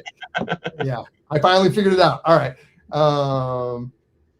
Christopher Flying Burrito Brothers, got it. Okay, thank you for clarifying. I don't think Brandon, neither one of us probably know every single acronym, so it's like or initial or whatever. But that should be common knowledge. To me, CDs about to go back and forth regarding the sound. No right answer. Thank you, Mondo. You speak in my language. You know. And sometimes, you know, I remember, so, okay, I'll try to make this quick, but yeah, an example, and this is one piece of media. We're talking about vinyl. No, it's not, because I'm going to compare it to a stream. Is I had this copy. I was really looking a couple years ago. I had to have a copy of The Sounds from the Lion's Mouth. I know I brought it up a million times. A lot of people aren't even going to know what I'm talking about. And I happened to get a German pressing because, you know, people were talking about how this sounds so great and everything. And I compared it to a stream. I know people are going to crucify me for that, but you can compare masterings. You can say like, so, you know, hey, this thing does not have as much punch as like a digital version of it, or at least the Spotify. Then people say, why are you listening to Spotify? It's not, you know, and it's guys, I'm sorry for the people that feel that way. It's just, you know, hey, sometimes that's what we have. And sometimes it actually does matter. You can tell a little bit by comparing those things. The point I want to make, The German pressing of that album is phenomenal. And I ended up selling it. And so when I wanted it again, I got another one, another German pressing, because it was the superior sounding one to me. Anyway, sorry. Now I feel like I'm going down these one-way streets and stuff. I don't mean to, but I know it is a fun topic, and we're going to get into it in more detail at some point. Okay, depends on the issue with the CD, vinyl CD. Swifty says, I only play in the two extremes. It's either vinyl or streaming, nothing in between. Love cassettes, but that's a rabbit hole I just can't go down and stay married. Exactly right, dude. I'm curious, Swifty, what about the streaming? Are you someone are you just streaming on Spotify to your computer speakers? Or do you have like a hookup that lets you go to your stereo? Or do you have a streamer? I know someone else on camera right now, and it's not me, that recently got a streamer, right? Mm-hmm. I recently upgraded to that WIM Ultra, and signed up for the Tidal high res, and I don't care what anybody says, that sounds freaking good. I mean, I love my audiophile vinyl and all of that, and that sounds fantastic. But yeah, the high res streaming, that's no huge step back or anything. That stuff sounds good.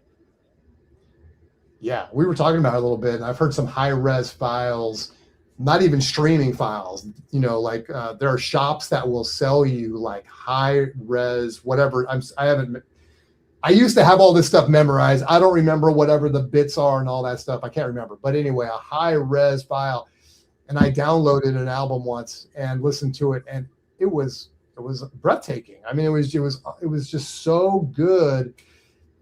But again, it's hit or miss. I'm sure they're not all that way. And then there's a whole other category of reasons to collect vinyl that you and I both love, right? Yeah. So it's not like I don't see either one of us going to straight streaming anytime soon. Oh, heck no.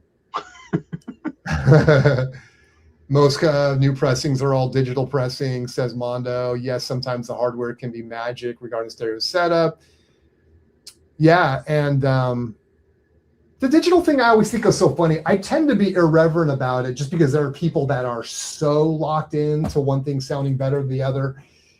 And so I almost have a little bit of fun, like, poking holes in some of those theories or whatever, is that we've had digital in our music since the 70s.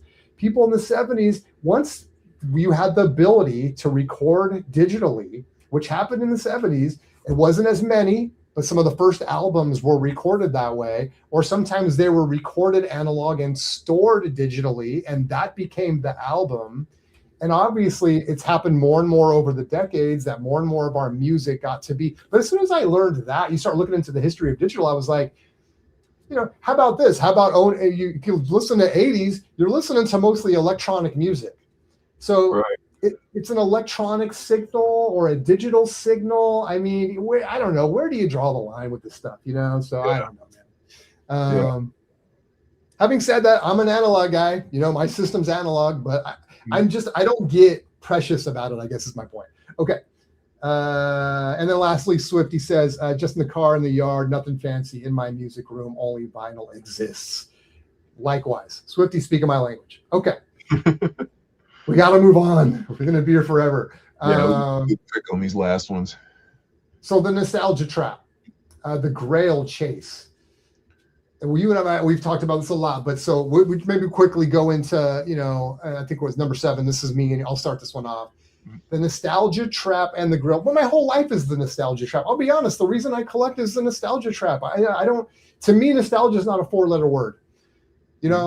I buy vinyl because of nostalgia. I buy originals because of nostalgia, even if they sound worse. I remember I was on Surface Noise, and me and Jason Rojas were going back and forth, and he was like, "Spins, and this is not he's right in his way, and I don't feel wrong in my way." He's like, "You wouldn't go out and get a reissue if that reissue was remastered and sounded 10% better." And I was like, no, I know it's crazy to some people, but I'm not going to go spend $40 on the latest Journey album that's going to be remastered and probably be a different experience than the experience I've been having for 40-something years. I'd rather have the OG. I'm about to say it. It's insane, even if it doesn't sound as good. It doesn't mean I don't love great music. It doesn't mean that I don't know the difference between better clarity and a better sound stage and sonics and whatever. But if it sounds good enough and it's the memories more than anything, yes, it's for me. I want the original. I want the hype sticker if I can get it. I want to hold the piece of cardboard that has been in existence for 40 years. It's crazy, you know, but those, you know, look, some collectors are going to understand what I'm talking about. So yes, it is a nostalgia thing for me. Music to me, in fact, take it to another level. It's every record on my shelf is a little time machine.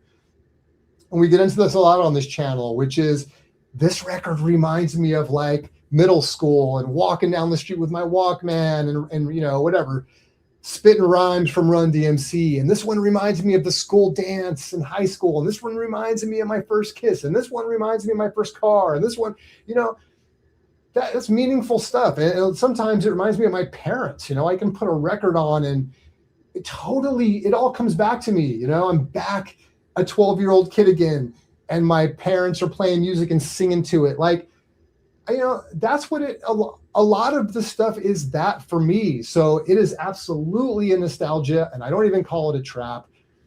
And so, you know, it is what it is. And I get it. I know some people are like, well, you can't, that's not being objective enough. And like, you know, and hey, I'm completely non-objective about certain things. I can't argue why Journey Infinity is the greatest thing I've ever heard, that it will make me weep, that I love it without being able to even criticize it or to justify it. It is what it is as a piece of who I am. It's part of my DNA. I don't have to justify it, just like nobody has to justify what they love. Call that nostalgia? Yeah, I guess it's nostalgia, you know, whatever. It connects me to my history, so it's important in that regard. So, okay, I probably said too much. People know even more about me than they wanted to. What about you, dude? Is there a nostalgia trap, or, and I guess I went one direction. You can go any way you want to with this, but, you know, in terms of nostalgia, what are your thoughts on that? I mean, I think excuse me, it's hard to take nostalgia out of it for people like us that grew up in the time that we did with records and cassettes and everything else. Excuse me. I think the biggest thing for me is like the music is what brings me to this, right? So I mean, that's just kind of, it's about the music.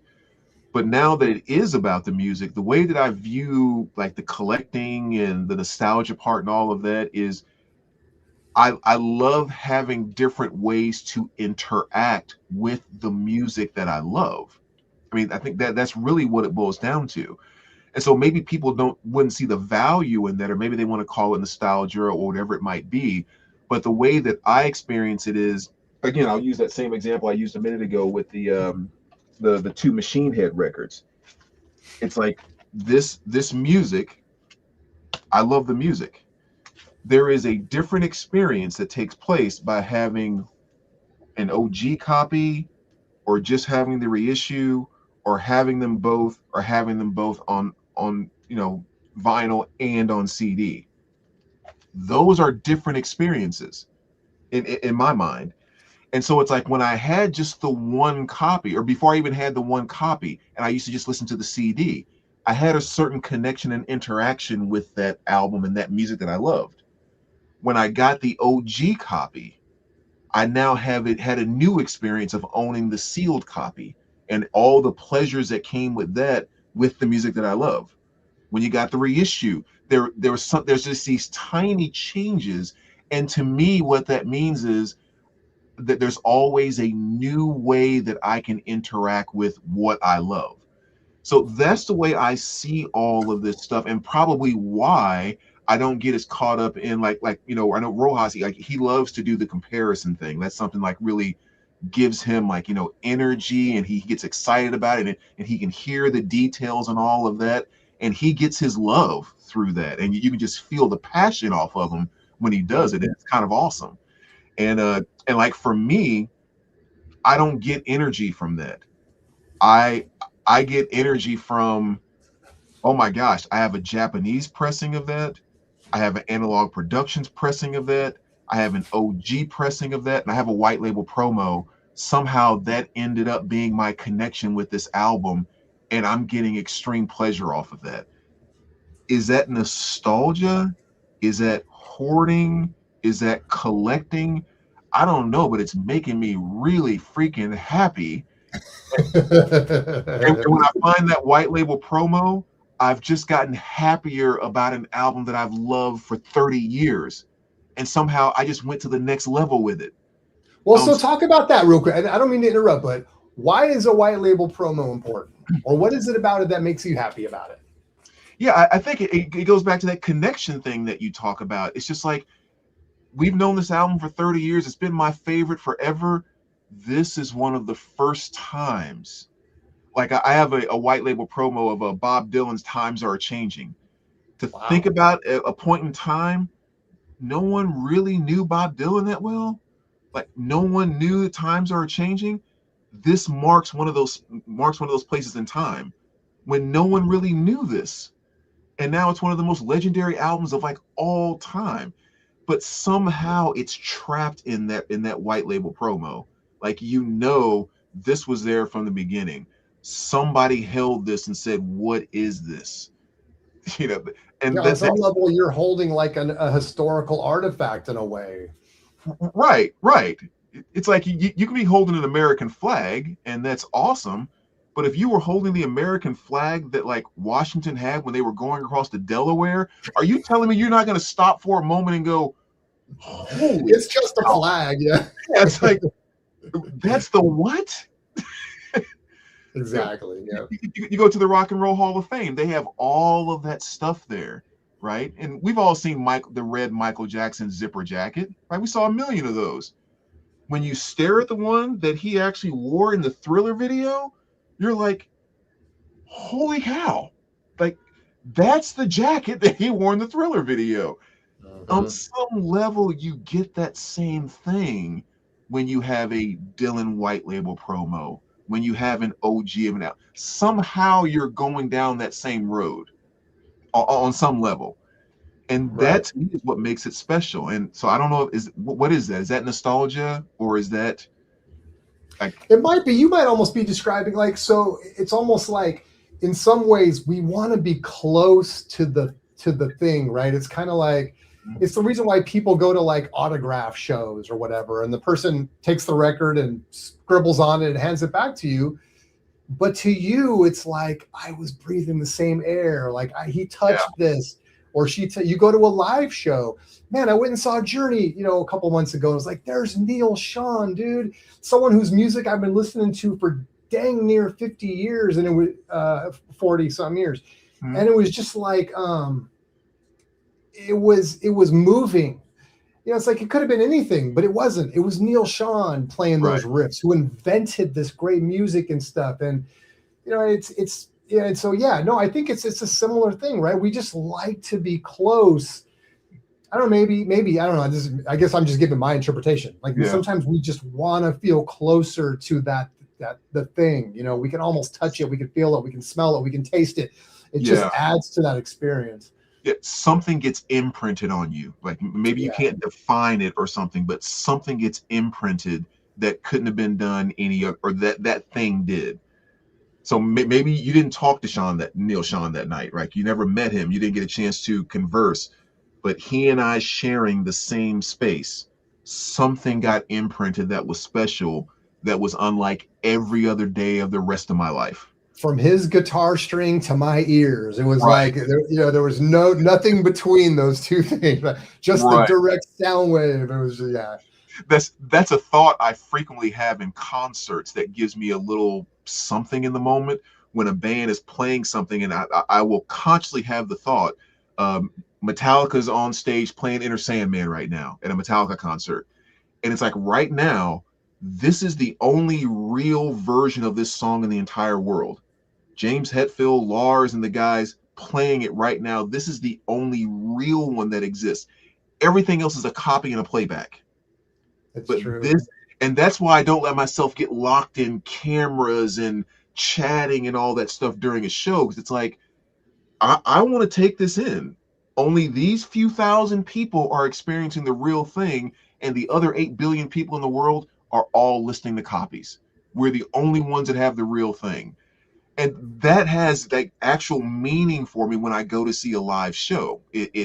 I consciously think about that throughout the entire show. There's something about that. And I think it transfers into records of this is the only real one in concert. This was the only real original pressing. This was the, whatever it might be. There's something there. And now I'm rambling on for everybody. So I know. Well, no, I'm not helping. I'm just going back and forth here. Let me go through the comments here. We got excuse me. Mondo. I always thought Ry Cooter's Bop Till You Drop sounds good. One of the first digital LPs.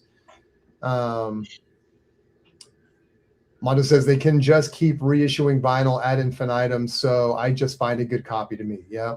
Right. And again, I mean, there's so many variables, dude. Like for me, I have no interest in buying an original jazz album. I'm kind of a big jazz head. I haven't been kind of rebuilding the jazz yet, but the freaking reissue sounds so good, dude. It's like you can go out and literally you can build a collection of Blue Notes with Tone Poet and Classic Series. Yeah. And I have done the shootouts on some of these records, and you are not missing a thing. And for $30, I mean, you're set, man. So it's like, yeah, absolutely. If I only have one copy, says me, myself, and my vinyl. What's up, man? Thanks for being here. I can only hear that copy. I only hear it one way. I don't need to compare it. Thank you. I 100%. You're in good company because I've had people beat me up about that. I've been like, and maybe a little bit different from what you're talking about. You can correct me if I'm wrong, but like I've made the comment that like I can hear a record and I can tell you if it's good or not. I can tell you if it sounds sonically good. This record sounds really good. I've had people say you have to have something to compare it to, as if audio is what do they call it? The theory of relativity and stuff. I mean, but it's like you can hear a record and tell if you like it and if it's good enough for you. I don't have to listen to another. Oh, this record. Okay, you're right. That one's 2% better. And the other thing too, quickly to your point, me, myself, and my vinyl, is that when it comes to vinyl and probably any media, as soon as you start to gain one thing, you start to lose something else. It's not like you can just keep elevating everything until there's like this perfection.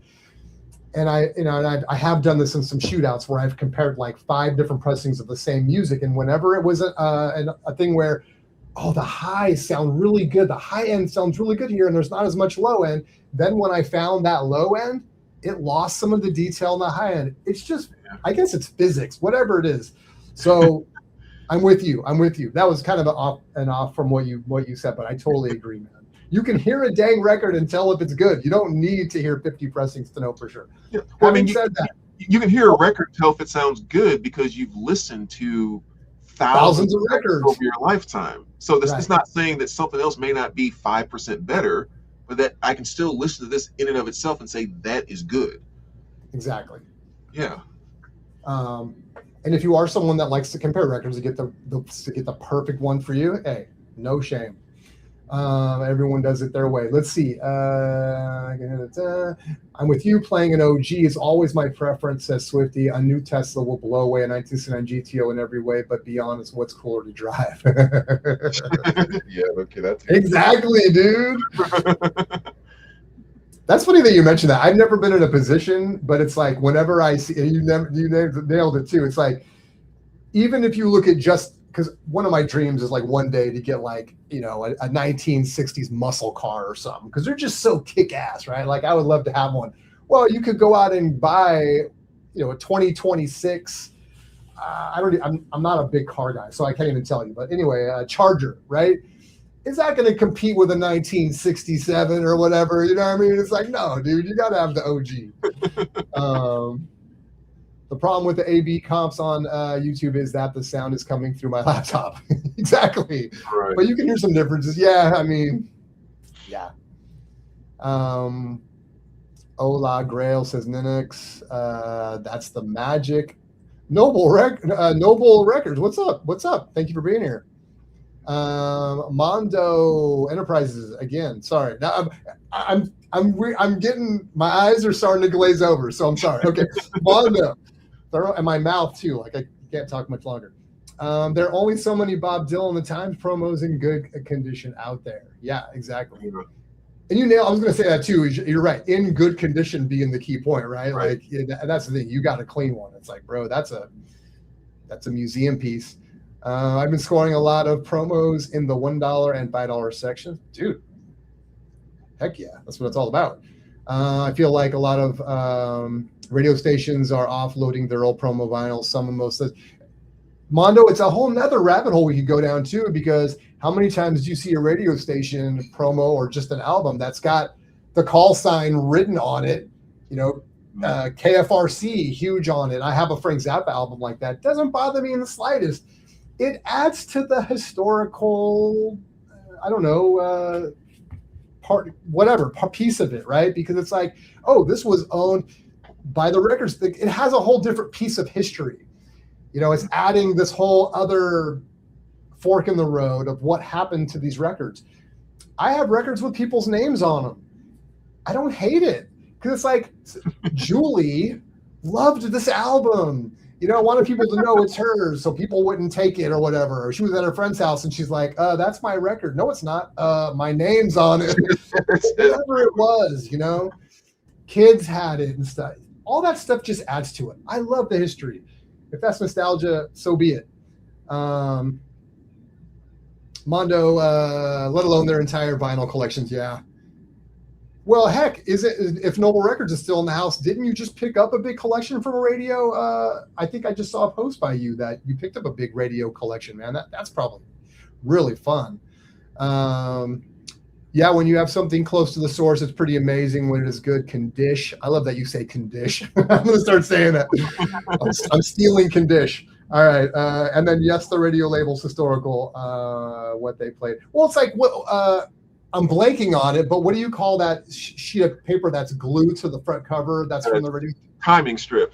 Timing strip. Yeah. Another thing that people collect, right? Because it's specific to that, who owned it. Yeah. Okay. Has some provenance behind it. All right. We got 3 more still to go, dude. I hope everyone's settled in. All right. Okay. So this is one where we get a little bit into gear on this one. And I called it purism versus practicality, but really it's just about where do you stand on the gear spectrum? And we obsess over vinyl. We've already talked about it. Do we also obsess over gear? At what point do we draw a line in the sand? How much does it matter? Is it the kind of thing you improve over time? Are you ever satisfied? So I'm going to let you pick this one up. And gear. I mean, does it help you with the joy of listening, and however you want to talk about it? Yeah, I mean, I think I was like most collectors, that when I first started collecting vinyl, the gear really didn't matter. I mean, I was playing I definitely got into looking for more valuable records before I cared about my gear.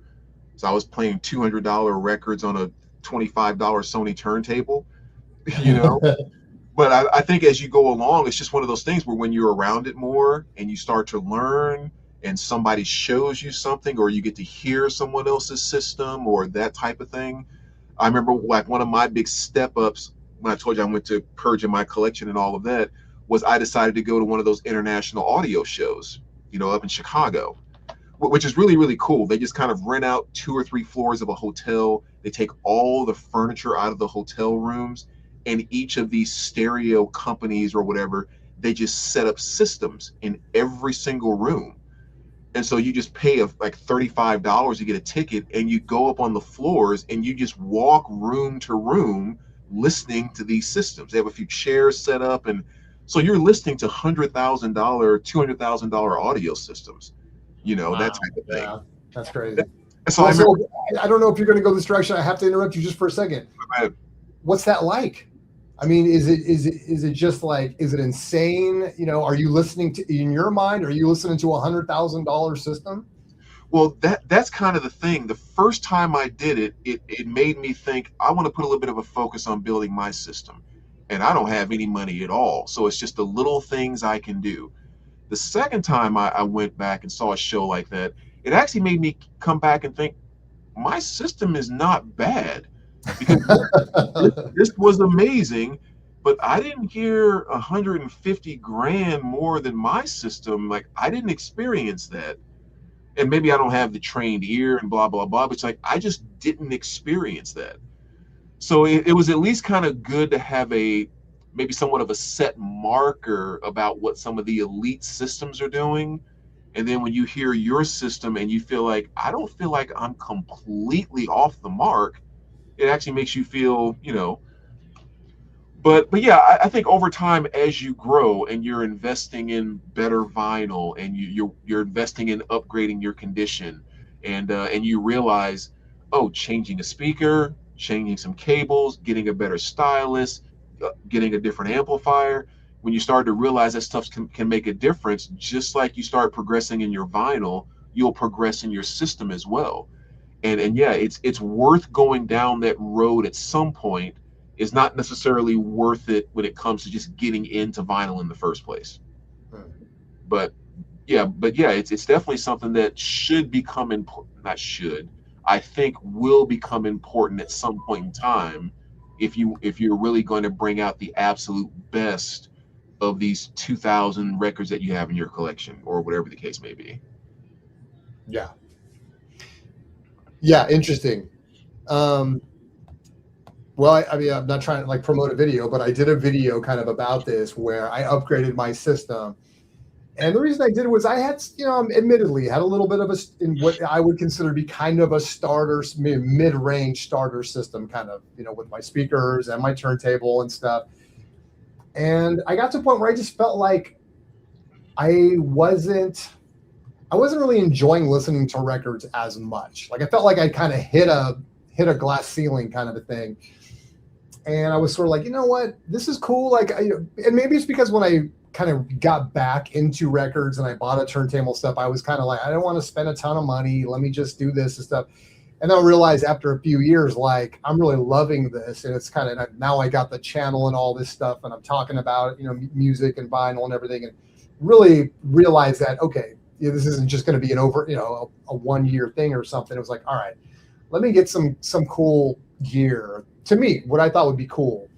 And I'll be going back to the nostalgia thing. I hate to say it, but like, I really kind of put together a system that I might have had like in the early 80s, a system that maybe my parents would have taken me to someone's house that was really into gear and might have had, stuff you might have seen, and stuff like that. And so that was kind of where that stuff was fun to me. Like, I got the Marantz right there. Like, that's kind of a reminder of someone around the early 80s who cared about their music would have had something like, I know Marantz is still very popular, but I mean like that exact receiver, or this JVC turntable right here, which I think is early 80s, maybe 81 or something like that. Exactly the kind of thing that somebody really cared about their vinyl would have owned and stuff.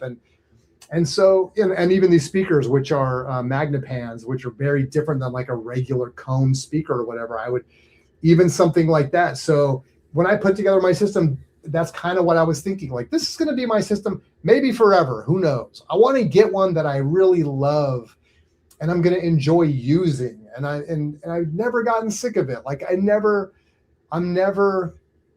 take for granted when I put a piece of wax on this turntable and it lights up and it starts going.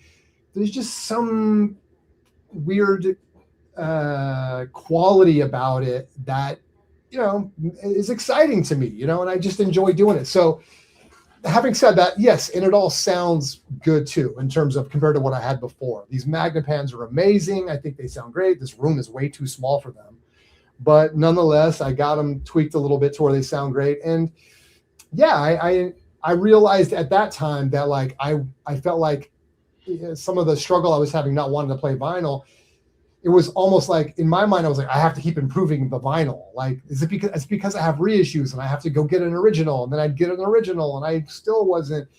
And so it's like, okay, let me just get a system that I can be happy with on a lot of different levels. It's going to help me enjoy my vinyl more because it's going to reach in and pull out more of that music. including the stylus that I have, which, I just hear things better now.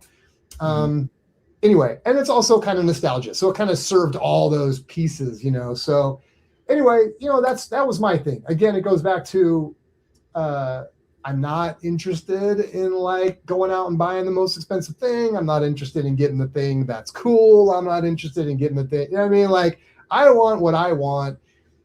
And there's a lot of variations around why, and it goes back to wanting an original pressing, even if it sounds worse. My experience listening to it is my experience, and I'm happy you're doing it. So, I think exactly coming back full circle to what you said. So yeah, I have upgraded my system over the last couple of years, and that's why, because I wanted to bring more out of my vinyl because I had a really inexpensive system, but part of what was guiding that for me was the nostalgia also. Yeah, and I think a big part of that too goes back to that thing we were saying before about not trying to keep up with the Joneses.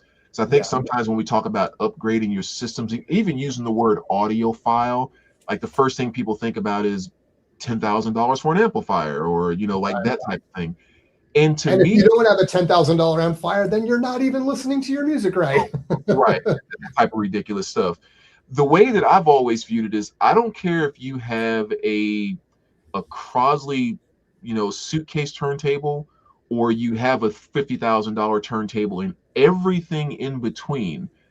Everyone, I feel, if it matters to them, they can do something to make the system they have maybe sound a little bit better. So even with something like a cheap turntable, someone doesn't have a gigantic system, maybe their speakers just happen to be sitting on the exact same shelf as their turntable. Well, just get those speakers off of that shelf to get rid of get those vibrations away from your turntable.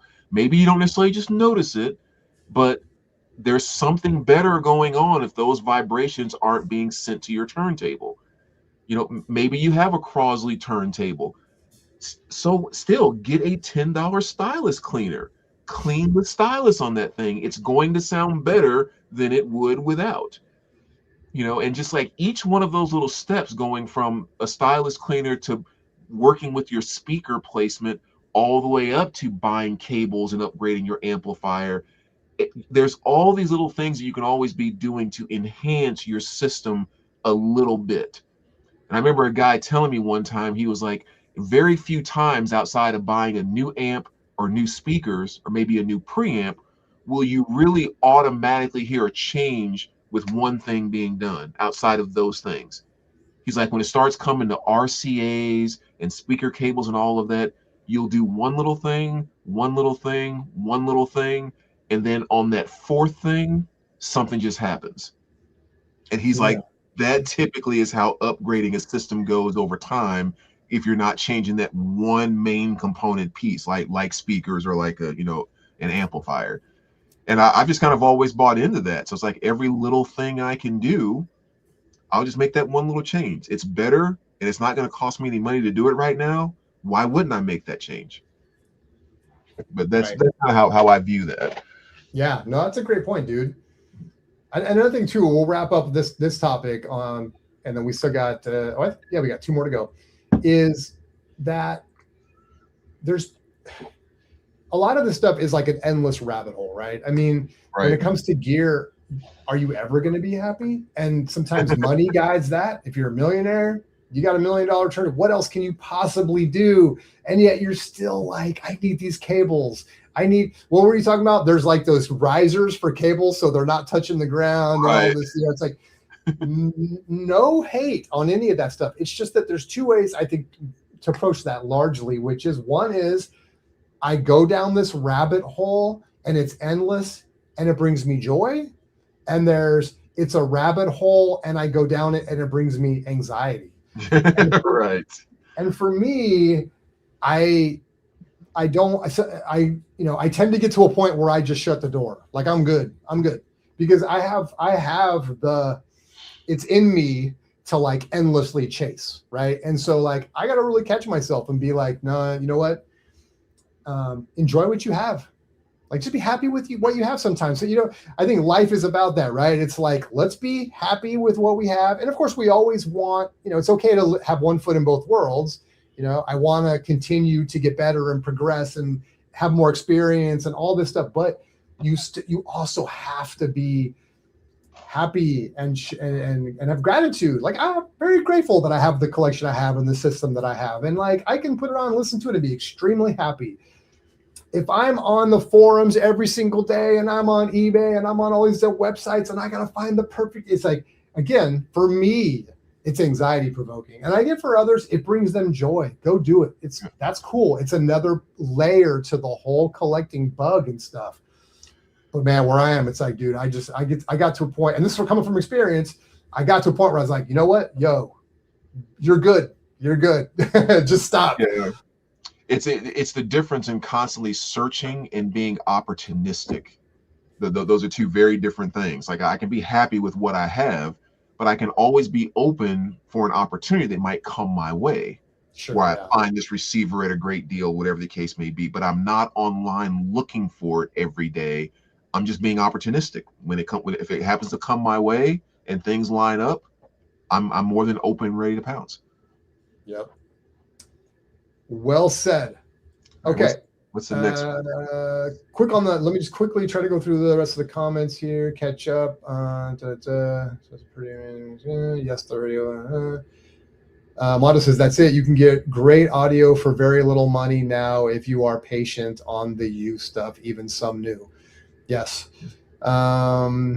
Me, myself, and my vinyl. I had someone shame me because I bought a $200 OG Black Crows by your side on bookshelf speakers. I responded with, I can always upgrade my gear. Can't always get that OG. Completely reasonable thing. Absolutely. Man, whenever I hear stuff with the word shame, it's like, dude, anyway, I don't want to go down that road, but I've only had to block one person from my channel ever. Most of my interactions have been fantastic. Even the ones that aren't fantastic, I'm totally okay with it. But it just takes that one bully that is trying to tell you how to live your life. Nah, man. Swifty, have a Marantz 2230. Hey, looking at 2230 right there. I don't care if you spend $100K on a receiver, you won't have one as cool as mine. Exactly, dude. Hey, and 30 watts is totally fine for most people's listening rooms. You know what I mean? I can't crank this thing up more than 25% of the way, and it sounds freaking fantastic. And they say, well, you can't drive Magnepans with 30 watts. Well, guess what? I guess I'm an anomaly because I'm driving them right now. People always talk about watts, but then nobody ever that people have no clue what the efficiency of their speakers are, which is the real thing that matters when it comes to watts. And it's just not one of those things that people just kind of spout out without. Yeah, things are just black and white. And yeah, exactly. Yeah. I have mid-fi, says Mondo. A lot of 90s, 2000s, and a pair of 1980 La Scala with new crossovers, total cost. Turntable CD, DVD. HD CD, SACD, AVR 5.1. Elemental PQRS. I think I got that right. Every letter in there. Yes, Mondo, I love it. Argument is that you can vacuum under the risers now. Yes, exactly. Hey, what's up, Chance? Good to see you, man. Working the late shift, yes. And we're on a Wednesday tonight, too. So we're real late. Thanks for being here, bro. Like 25 hours late. Yeah. Mondo, I'm trying 2 different cartridge setups on my turntable just for the experience. It's a good thing for a beginner to have a sense of. Yeah. It's amazing, dude. You know, when you first get into this stuff and you hear people saying like, you know, different cables make a difference. This makes a difference. That makes I was a big fan of Michael Fremer, and you know, I mean, I still am, but I don't really watch. I don't see his videos. I don't know if he's really posting as much anymore. But in 2019, when I kind of got back into this, he's one of the first people I found, and he would talk a lot about that. Clean your records, you know, and just all the different nuances that you can do to make things sound. You're kind of like, come on, man. You know, it's like, how different can it sound, you know, and stuff. And I know there's something to be said too for getting into the weeds, and that's kind of what we're talking about tonight. But to your point, it is amazing how, and you even touched on this, bro, which is like the little things can make things sound better. Cleaning your dang stylus. I remember I sent you a town if you remember, but I was like, yeah, I got this. I picked up an album. I was so happy that I got it. I think it was The Cure, standing on the beach, which I was like holding out for a good copy of. And when I put it on the first time, I was like, no, it has distortion. Like there's like sibilance and all this. And then I thought, you know what? Let me clean the old stylus. Let me break out the old gel pack. Replayed it like night and day, dude. So for what it's worth. Okay, Yeah, let's move on. Different. And specifically, the two cartridge thing is really cool because I think, Brandon, you have two different turntables, and maybe touch on that real quick because we were talking about gear. You have two different systems. You really use them for listening to two different kinds of music, right? Oh yeah, I have I'm down to one turntable with a moving coil cartridge, but I have two receivers: a Sansui 7500 and a Marantz 2275.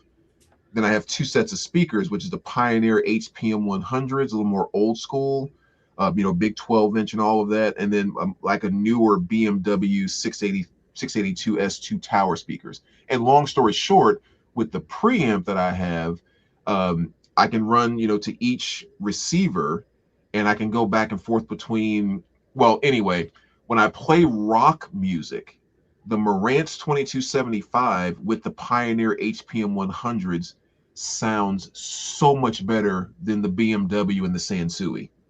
I mean, and then going around, the BMW and Sansui sounds fantastic. The PMs and the Marantz just sound 10-15% better with rock. But then when you go to anything that has sharp clarity, 80 synth stuff, jazz especially, anything like that, the Sansui and the BMWs blow the Marantz and the HPMs out of the water. So just kind of, I didn't intentionally set that up. I just started to notice with playing music on both the systems, wait a minute. And then I tried actually moving a record over, and I was like, this sounds, and I just came to that realization, these are two different systems that are made for two totally different things. Yeah. But there's a huge difference. Yeah, that's cool. All right. Last two. The first one is The Purge, letting go.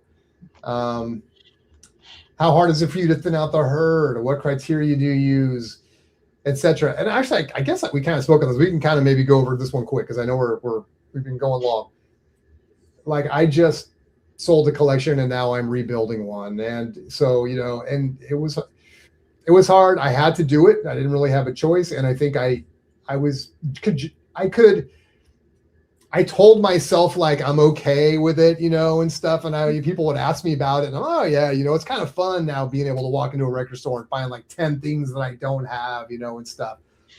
The truth is, after a little bit of time went by, I was like, what did I do? Mostly because you start to realize, and I should have done a better job of this. If I could give anyone maybe, if there's anything I could do to say that would be helpful for someone that does need to purge, would be maybe be more thoughtful than I was when it comes to stuff you let go of. Do a little research. What stuff is going to be really, maybe this is obvious to a lot of people, but what stuff is going to be really difficult to reacquire? And look, if you have to sell that stuff, you got to do what you got to do. You got to do what you got to do. But if you can start with the stuff that'll be easy to kind of get back, and just, maybe as the last resort, go to the other stuff. Because, man, dude, I've been recently finally kind of filling in my collection with some of that stuff that's a little tougher to get, so I can kind of relax now. But it was tough. So yeah, I mean, look, we all get, there's a million reasons why we might have to purge our collection and let go of things. Your collection, maybe it's too big. Maybe again, you've realized I'm not listening to a lot of this stuff, or I have better pressings, or I want to curate more than I want to collect now, or whatever the case might be.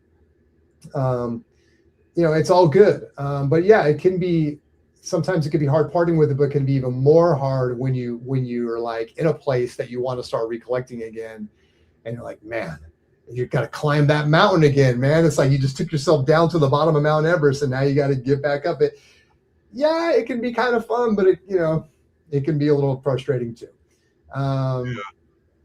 But yeah, sometimes you just got to let go. Is there another part of this? What criteria do you use? I mean, there's any number of criteria. If you feel like you got to let it go, let it go. But that's the other thing I'll say too, is at the end of the day, it's just records. And I guess that's kind of what I kept telling myself so I could sleep at night. It's like, look, I mean, it's just records. you can still listen to music. You can, there's a lot more things that are important about life, especially when you are going to a place where you have to sell. Then there are absolutely something that's more important than that collection at that point in time. It's a luxury, I think that we have this stuff. And, so I try to keep that in perspective. It's like I try not to be so precious that I'm like greedy about it, or that I would die for this stuff. That's not what it is to me. So anyway, that's all I got on that. What do you got? Yeah, on the purge side of things, again, if you're in a position where you don't have to sell, or like you're moving and have to get like something where it requires a hard date, if you're not in that position and just thinking, do I need to get rid of some of this stuff? I mean, obviously I went through that process, I guess maybe just under a year or so ago, where I was in the thoughts of, is it time to sell my entire collection? And the thing I basically did was I allowed myself to sit with it. Like I didn't just run right when I said that. Very wise. Yeah. So I thought about, what if I sold my entire collection? And I spent a few weeks, talking about it here in the VC, just going through the process in my head of what it would look like, imagining it happen. And then I thought, well, let me start with this. Let me just go through my collection and just pull everything that I feel like does not absolutely need to be here. And I did that. I pulled it all. And then I took it and set it over in a corner. And I just thought, let me just sit with it. I'm playing, and I'm in my collection, and I'm operating as if those records don't exist. They're in boxes in a room or in the back of the room against the wall. And so I got to sit with that for a while. And I remember there were 6 records that I ended up going back and getting and pulling out that it was like, no. I think I need to keep these. They're just 6. And the rest, I thought, they've been sitting back here for over a month. I feel comfortable with them being gone. Okay, let's start trying to sell those. And I did the record show. I put some of them on Discogs and all of that. So that would be my biggest piece of advice, is not to go through, I'm selling, and then 5 hours later, you're listing everything on Discogs or taking everything down to your local record shop. If you have the time and you're just sit with it, take those records out of your collection, take them to a different room, and just keep functioning. Just have them in a different room. If I go, I really wish I had that back in here, maybe you need to go grab that one and bring it back. So that would be my advice. Just don't be rash if you don't have to be. Yeah, that's really good advice, because I think you can almost get desensitized sometimes, I think, to your collection, and I think I was that way. And again, there were pressing issues, but I mean, it's like you can almost be, once you've kind of had things for a while, and maybe things start to kind of run together. Maybe you haven't listened to it in a while and all this stuff. Maybe you're a little bit desensitized, where you're just kind of like, all right, let's just list this stuff and sell it or whatever. So I think that's great advice. What you offered is like, if you can physically remove it for a while, right? And if you can't sleep that night, then it's probably a better decision to try to hold on to it. Yeah, box it up, tape it up, go put it in a room. And if you don't feel the need to go pull those records a month later, take the box and go sell it. Yeah, that's actually really good advice. Yep. Sleep on it. Yeah, I know. That's one thing. I had a coworker, a boss, like, I don't know, 15 years ago. And one of his big pieces of advice was, before you respond to an email, go ahead and author the email, make the reply, do not press send. Sleep on it. The next day, you still feel the same way, then go ahead and send it. You might want to edit it, because you don't want it. So it's like, and there's no reason to. Mm-hmm. So that was one of the best pieces of advice he ever gave me, was like, all right, sleep on it. Sleep on it. That's okay. Good. Last but not least, number 10, the non-collector view. I don't even know. I think I was just trying to find a number 10 on this one. But for people that don't collect, spending $40 on a record, does it seem crazy? Like I said, I have people that my friends and family and stuff come here, they don't even bat an eye. Like, what is this stuff? Like, who cares? So, and I'll let you end off with this one, kicking this one off. But it's like, how do you explain to people that don't collect? Do you need to explain? Do you ever have someone ever ask you, like, why do you collect this stuff, or why do you have that? You do what? Yes. Are you ever standing in line at record store day and people are like, getting their coffee at the Starbucks across the street, looking at you like you're insane, which speaking from experience. But yeah, so jump into that. Yeah, I mean, I think that sometimes you do get the question of like, why do you collect vinyl? But I think most people, even those that don't collect, still can see some excitement in the stuff, having the stuff. I think the biggest question tends to come from people who are collectors that ask you or will say stuff like keeping an album sealed. Like, vinyl's meant to be played. Like, I think most of the whys come from people like that, not people that are just non-collectors. Okay. Because even someone that doesn't collect vinyl can often walk in and see your collection and go, whoa, that's kind of, whatever, and get something from it. But the answer in general that I would give to people, especially those about the sealed records and all of that, is, okay, why do you say that with vinyl? Because it doesn't make any sense. There is no way that you would go into a person's house that collected baseball memorabilia and they had a bat on the wall that was from some game or some whatever. You wouldn't dare go to them. Why in the world do you have that bat hanging on the wall? Like, bats are meant to play baseball. If you're not playing baseball with it, you shouldn't have the bat. They would never say that. They'd be like, oh, where's that from? Oh, way back from 1970, blah, blah, blah. And they would totally get it. But somehow if you have a sealed record from 1970 something, what's the point? The same reason that guy has that bat, there's some connection, it's just wood, but there's some connection. Or that same person won't go to a stamp collector and go, you have this stamp with the upside down airplane, like in a book. Stamps are made to mail letters. If you're not mailing letters, why would you have the stamp? Nobody says that. But for some reason with vinyl, why are you keeping it sealed? Why do you have this many copies? Why do you? For the same reason that stamp collector has 1,000 stamps in a book, and that baseball guy has gloves or a basketball inside of a clear box sitting on his shelf. He's not playing basketball with it. So it's just, why don't you treat the collector side of us with the same respect that you treat the collector side of almost anything else?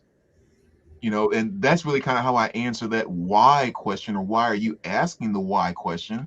Because you wouldn't ask the guy who collects baseball cards or the guy who collects blah, blah, blah. For some reason, because you like music and you listen to music and you engage, you don't understand the physical part of it because you feel like it's just about the part and the way that you engage. I mean, I guess that's why, or I would kind of guess, but if that makes sense. But yeah, that's how I answer that why question. It's funny, dude. You're making me think. Have you seen the movie Sandlot? It's been a long time ago. It's been a long time. I think that's the movie where the kid takes the Babe Ruth ball and they use it because they hit a homer or they lose their ball or whatever. Mm. His stepdad has like the Babe Ruth ball, and then they use it and they play, and then it even gets worse because it gets over the fence when the dog is chewing on it and all that. It's making me think of that, right? Because it's like, like what one person's treasure is another person's garbage and vice versa, right? So it's kind of like, I don't get it as much with records because I don't really have a lot of people come over the house, to be honest with you. It's kind of like me, my girl, and my dog. But I also a collector of books, and I used to have a lot more books than I have now. And I would have almost a library, and people would come in and they'd see like a whole room full of books and everything, and they'd be like, "Have you read all these?" That'd be the first question. And then it'd be like, "Well, if you have or you haven't, why do you have all these?" Because if you have read them all, why do you still have them? Because you already read them. And if you haven't read them, then why don't you read them? Or it's the whole thing and stuff. So people just couldn't figure out, like, why would you have all these? It was just very strange, So I don't know, maybe records is the same way, but I mean, I get it. Look, everyone's got I've said this many times, is that like, there is a collector gene. We're not all born with it. We don't all have it. We are actually the outlier. There's more people that don't collect crap than do, as far at least what I've looked up on the internet. Supposedly, there's like 60 to 70% of people don't collect stuff. Like, they just live their life. That's utilitarian. If they need it, they have it. If they don't, they don't, and that's that. Right. And so we are the outlier, truly, you know. And so it's like I get that, like I get like you know, and I try to be very realistic about the fact that like it's I hate to use the word not normal, but it's like, you know, look, there's some weird thing or whatever going on with us that makes us value these things and want to have them. Picking up a piece of cardboard, you know, and looking at it and reading it and having it and feeling nostalgic about it. Like, okay, maybe that's weird, you know, for most people or whatever. So I don't get hung up on it. Like, I get it. It's whatever. Maybe it is. I don't care. Like, hey, I got stuck with the gene, you know, you didn't, like, you know, whatever. It is what it is. It's just as weird to not have it as to have it. Everyone's got their thing, whatever. Sometimes I envy people that don't have that, and they just, you know, they live their life just in a different way. Like this stuff just doesn't mean anything to them. And sometimes it feels almost, and it's going to sound silly, but I don't want to say a burden, but you know, sometimes there is like, we're constantly like thinking about records and everything we've talked about today. Right. And it's always part of who you are. I think we feel good about it because of the nostalgia and it's fun and whatever and stuff like that. But, you know, sometimes it's like, heck, maybe it's taken up so much of my life that if I didn't think about this stuff, I'd be doing something completely different with my life. I don't know. So I only say that to say is that like, I don't get defensive about it. Like it's whatever. Like if someone's like, what is this? This is stupid. You know, whatever. It's like, I get it. You're probably right. You know, whatever. It is what it is. You know, it is what it is. So anyway, to me, it's really kind of a vibration thing. I think, you know, because like two things I would say about it really quick. Like one of the things I find myself doing is here on YouTube, I watch a lot of videos of collectors, of people that collect stuff that's not vinyl. I mean, statue collections. A lot of ladies on here that I've seen with these craft rooms. Like I watch those type of videos and stuff all the time. Yeah. I don't care about collecting Batman statues. I don't care about making crafts, but the exact same passion that I see in the collectors that we are of music, of our collector side, you see and feel the exact same thing coming from them. Yeah. I have the room. I'm laying it all out. It's like, it's just this thing that stirs me. Check this out. Check this out. And it's like, yeah, I don't care about your paper. I don't care about your green, yellow, and red paper. But it's like, I can so feel that we're here. Like that force, that life force coming off of you is the exact same thing I'm feeling when I'm in my room. And so, yeah, there's something in that vibe that just kind of makes sense. And like another place I've always compared that to is when people say they don't understand. It's like there's something in life, I assume, that gives you that same vibe that I get from vinyl collecting. And I almost view it the same way as you could have a person standing there going, yeah, right? That person might be a mom at her 8-year-old's basketball game, or it might be a mohawk wearing teenager at a death metal concert. But why are they both going, you know, it's like you're getting that vibe by cheering on your son. He's getting that vibe from that guitar solo, but somehow you're both in the same place. It's excited, pump your fist in the air, yelling energy. And it's just, there's different ways to get that. And we happen to get it through collecting vinyl. Maybe you get it through hiking crazy trails or traveling or buying new shoes or whatever it might be. I hope there's some place in your life that you're getting it. Otherwise, you're missing out on something pretty freaking awesome. Yeah. So that's kind of the way I view that whole thing. I'm glad you said that, because it manifests itself in ways that maybe you don't connect immediately, but when you really kind of dig for it, it's like, oh, this is their version of this. Yeah. Right. And I also like that you said you like to follow these other channels. I think most of the channels I follow are like, that are about collecting, aren't even necessarily vinyl often. It's like comic books and like, I just like, I love watching the people that like that sell or flip stuff or whatever. There's guys that sell tennis shoes. Yeah, they're just I watch them too. Yeah, it's entertaining to see, you know, and comics and video games. I have some interest, not enough to actually collect it, but Mhm. it's still fun to like to engage and watch that stuff. And you're right, it's feeding that same kind of I don't know, whatever it is that we have in us that make us Yeah. collect, vinyl. So I know so much um, about Pokemon cards right now, like it's not even funny. And I've never had a Pokemon card my entire life. But watching these people wheel and deal and what they're shooting for and everything is just, man, I get the freaking vibe, and I love watching you guys do it. well, I hate to say this, but and this is a whole nother topic, man. We got to write these down. Is there's I know I'm going to come off taking a side on this, but, and there's no wrong way again, but there's something that those other collector communities have that sometimes I feel like the vinyl community doesn't have. You know, there's if you watch the guys with the Pokemon cards, oftentimes you'll see how they wheel and deal, and they acknowledge like this has this much value, and 80% is good enough, and blah blah, and trading and this and that. And there's a formula to this stuff that I don't think has really made it into vinyl. And maybe vinyl is just a different bird. I don't know. Because there's so many variables and stuff. Like especially if something's graded and sealed in plastic, like it's easy to have a place of value on it, which with vinyl, Yeah. there's just so many variables. But I don't know. Sometimes I think of the interest, the fun, the fact that they're making these videos and the seller and the buyer engaging in this like relationship for a period that makes a good video. And I don't know. It just seems like it's interesting to watch, and I Right. think the reason why I'm watching that stuff in comics and games and cards is that that's not part of the vinyl economy or whatever. Or I sort of think of it when I define it like sometimes vinyl feels like it's kind of in the Stone Age still a little bit, Mhm. or maybe it's just, I don't know what's the word. I can't think of the word that I really want to use, but it's just, yeah, it's slow moving in the sense that it's not open to a lot of the things that other collectibles have kind of added. You could say grading, and I'm not suggesting graded vinyl. I know there's a lot of resistance about it, and I'm not advocating for it. I'm just saying it's one example of what's helped uplift these other communities that might otherwise have just kind of petered out.